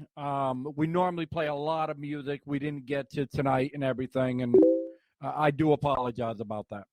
Yeah, apologies from me as well for not playing the local music like we usually do. But this was an opportunity we could not pass by. Yeah, exactly. We could not pass by, and we had to be assured of ourselves too. That was another thing. We had to come correct. And I think personally, from a personal standpoint, I think we got to cross everything that needed to be done. We had the callers that called in, and I believe Mitch and Oz said everything they needed to say. In all, I think it was a great interview. I do too, but I'm not going to waste people's time to keep on, going on and on and on and beating around the bush and whatnot. We're just very honored. I just want to take this quick time to say, we're just very honored that we could have the X on. Not many, stations, especially internet or, podcast, however you want to name it, even though we're live, have this opportunity or have this chance. So the fact that we did, and the fact that people actually wanted to come on and, talk about what happened and everything, even though it got a little sidetracked here and there, we're honored and we're very grateful. And the fact humbled. and humble. And the fact that we get the stream is just a, stream for them that day is just a added benefit. It's a bonus. We can't, thank enough. The one thing I did want to touch base on, I was trying to do it when everybody was on, but I wasn't able to, was the whole, we pay everything out of pocket, and everything. And, I just get tired of hearing, from bands that aren't local, that aren't through Reverb, that we don't know, that are demanding, that for us to play them. And then I'm like, well, hey, could you donate a few dollars? It would help us out. And then they call us a scam. Well, let me explain. Let me tell you this. Radio, according to what we learned today, and according to what I already knew, record labels pay radio stations to play their artists. Correct? That's what they would. That is correct. Said. Okay. Well, if you're not on a record label and you're not signed anywhere, for us to ask, hey, could you help us out? I don't see anything wrong with that. And for somebody to say that's a scam, that's retarded. Yeah, especially when it comes down to if you can do it. If you can't, it's cool. If you're investing in your band and you're just starting up, I understand the struggle. I was in a band myself, But if you do have that little bit of extra, it does help, And we're pushing your music every day. Exactly, and somebody else ain't, and somebody still has to pay, a hefty price for, doing everything for free. I mean, that's just the bottom line of it. So that's the only thing I wanted to get across. That we're not a scam, but if we could use some help every once in a while too, that would be nice. So. All right, man. Well, it's been fun. We appreciate everyone on, and thank you, LocalX, or thank you, 95.7, or formerly 95.7. We really hope that somebody picks y'all up, or, somebody else comes along great or whatnot, but more, and picks y'all up, and, you get to do what you love to do again. That's... Yeah, definitely. That's from the bottom. That's from the bottom of my heart. I really hope that they get to do what they love to do, man. Exactly. All right, but I don't know if DJ Sicness will be joining us tomorrow night, and I'm not even sure what's going on my end. I'll keep you posted, all posted via Facebook. We're going to see what's going on. We may be able to stream a show tomorrow night. I'm not sure. Yeah, I'm down for a live stream anytime. I love listening to the music. I enjoy it as much as the fans that listen. So we can do this tomorrow, but I do have to say that Saturday we are doing a live stream at the Bent to Break Fan Appreciation Day. We are. It's going to be a whole day of just fucking awesomeness. There's going to be Smoking Pit Barbecue, the Bikini Car Wash, Bike Wash. There's going to be glass blowing on site, tutorials. There's going to be a Nintendo DS raffle, the Scare Bear giveaway, and then, and that's just during the day. That's just, in general. And then you have the Vent to Break live video shoot. So if you want to be part of a video, go to Morristown. I'll have it on my Facebook. The TN Veterans. Yeah, TN Veterans in Morristown. I think it's post number 1. Is that correct? I believe so. I'm not 100%. I believe it is. I don't have anything in front of me right now. I'm ad-libbing everything. This is just from memory. But it's going to be an all-around great benefit for the fans. Not only you're going to get exposure to awesome bands and awesome glass blowing and awesome barbecue and just really cool shit, you're actually going to be part of a video. Vent to Break is shooting their video, so I mean it's a win-win.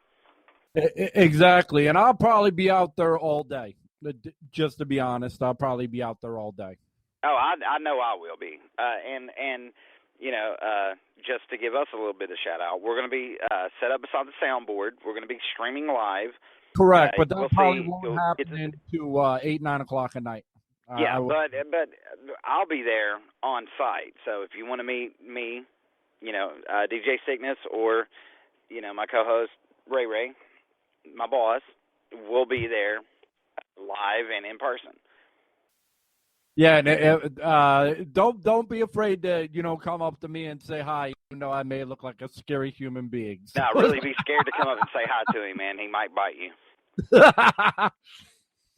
All right. Well, this was fun and everything, but we'll talk to y'all later. Thank you so much for listening. Great night, guys. All right. Before, hold on 1 second here. Okay.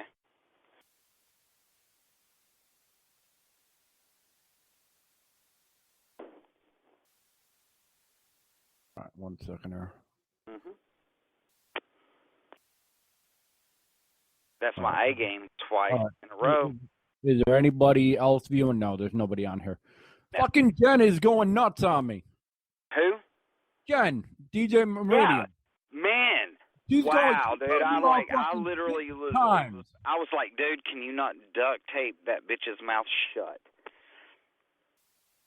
Like she was in like left field for most of the night. Now I have to admit, she did ask some good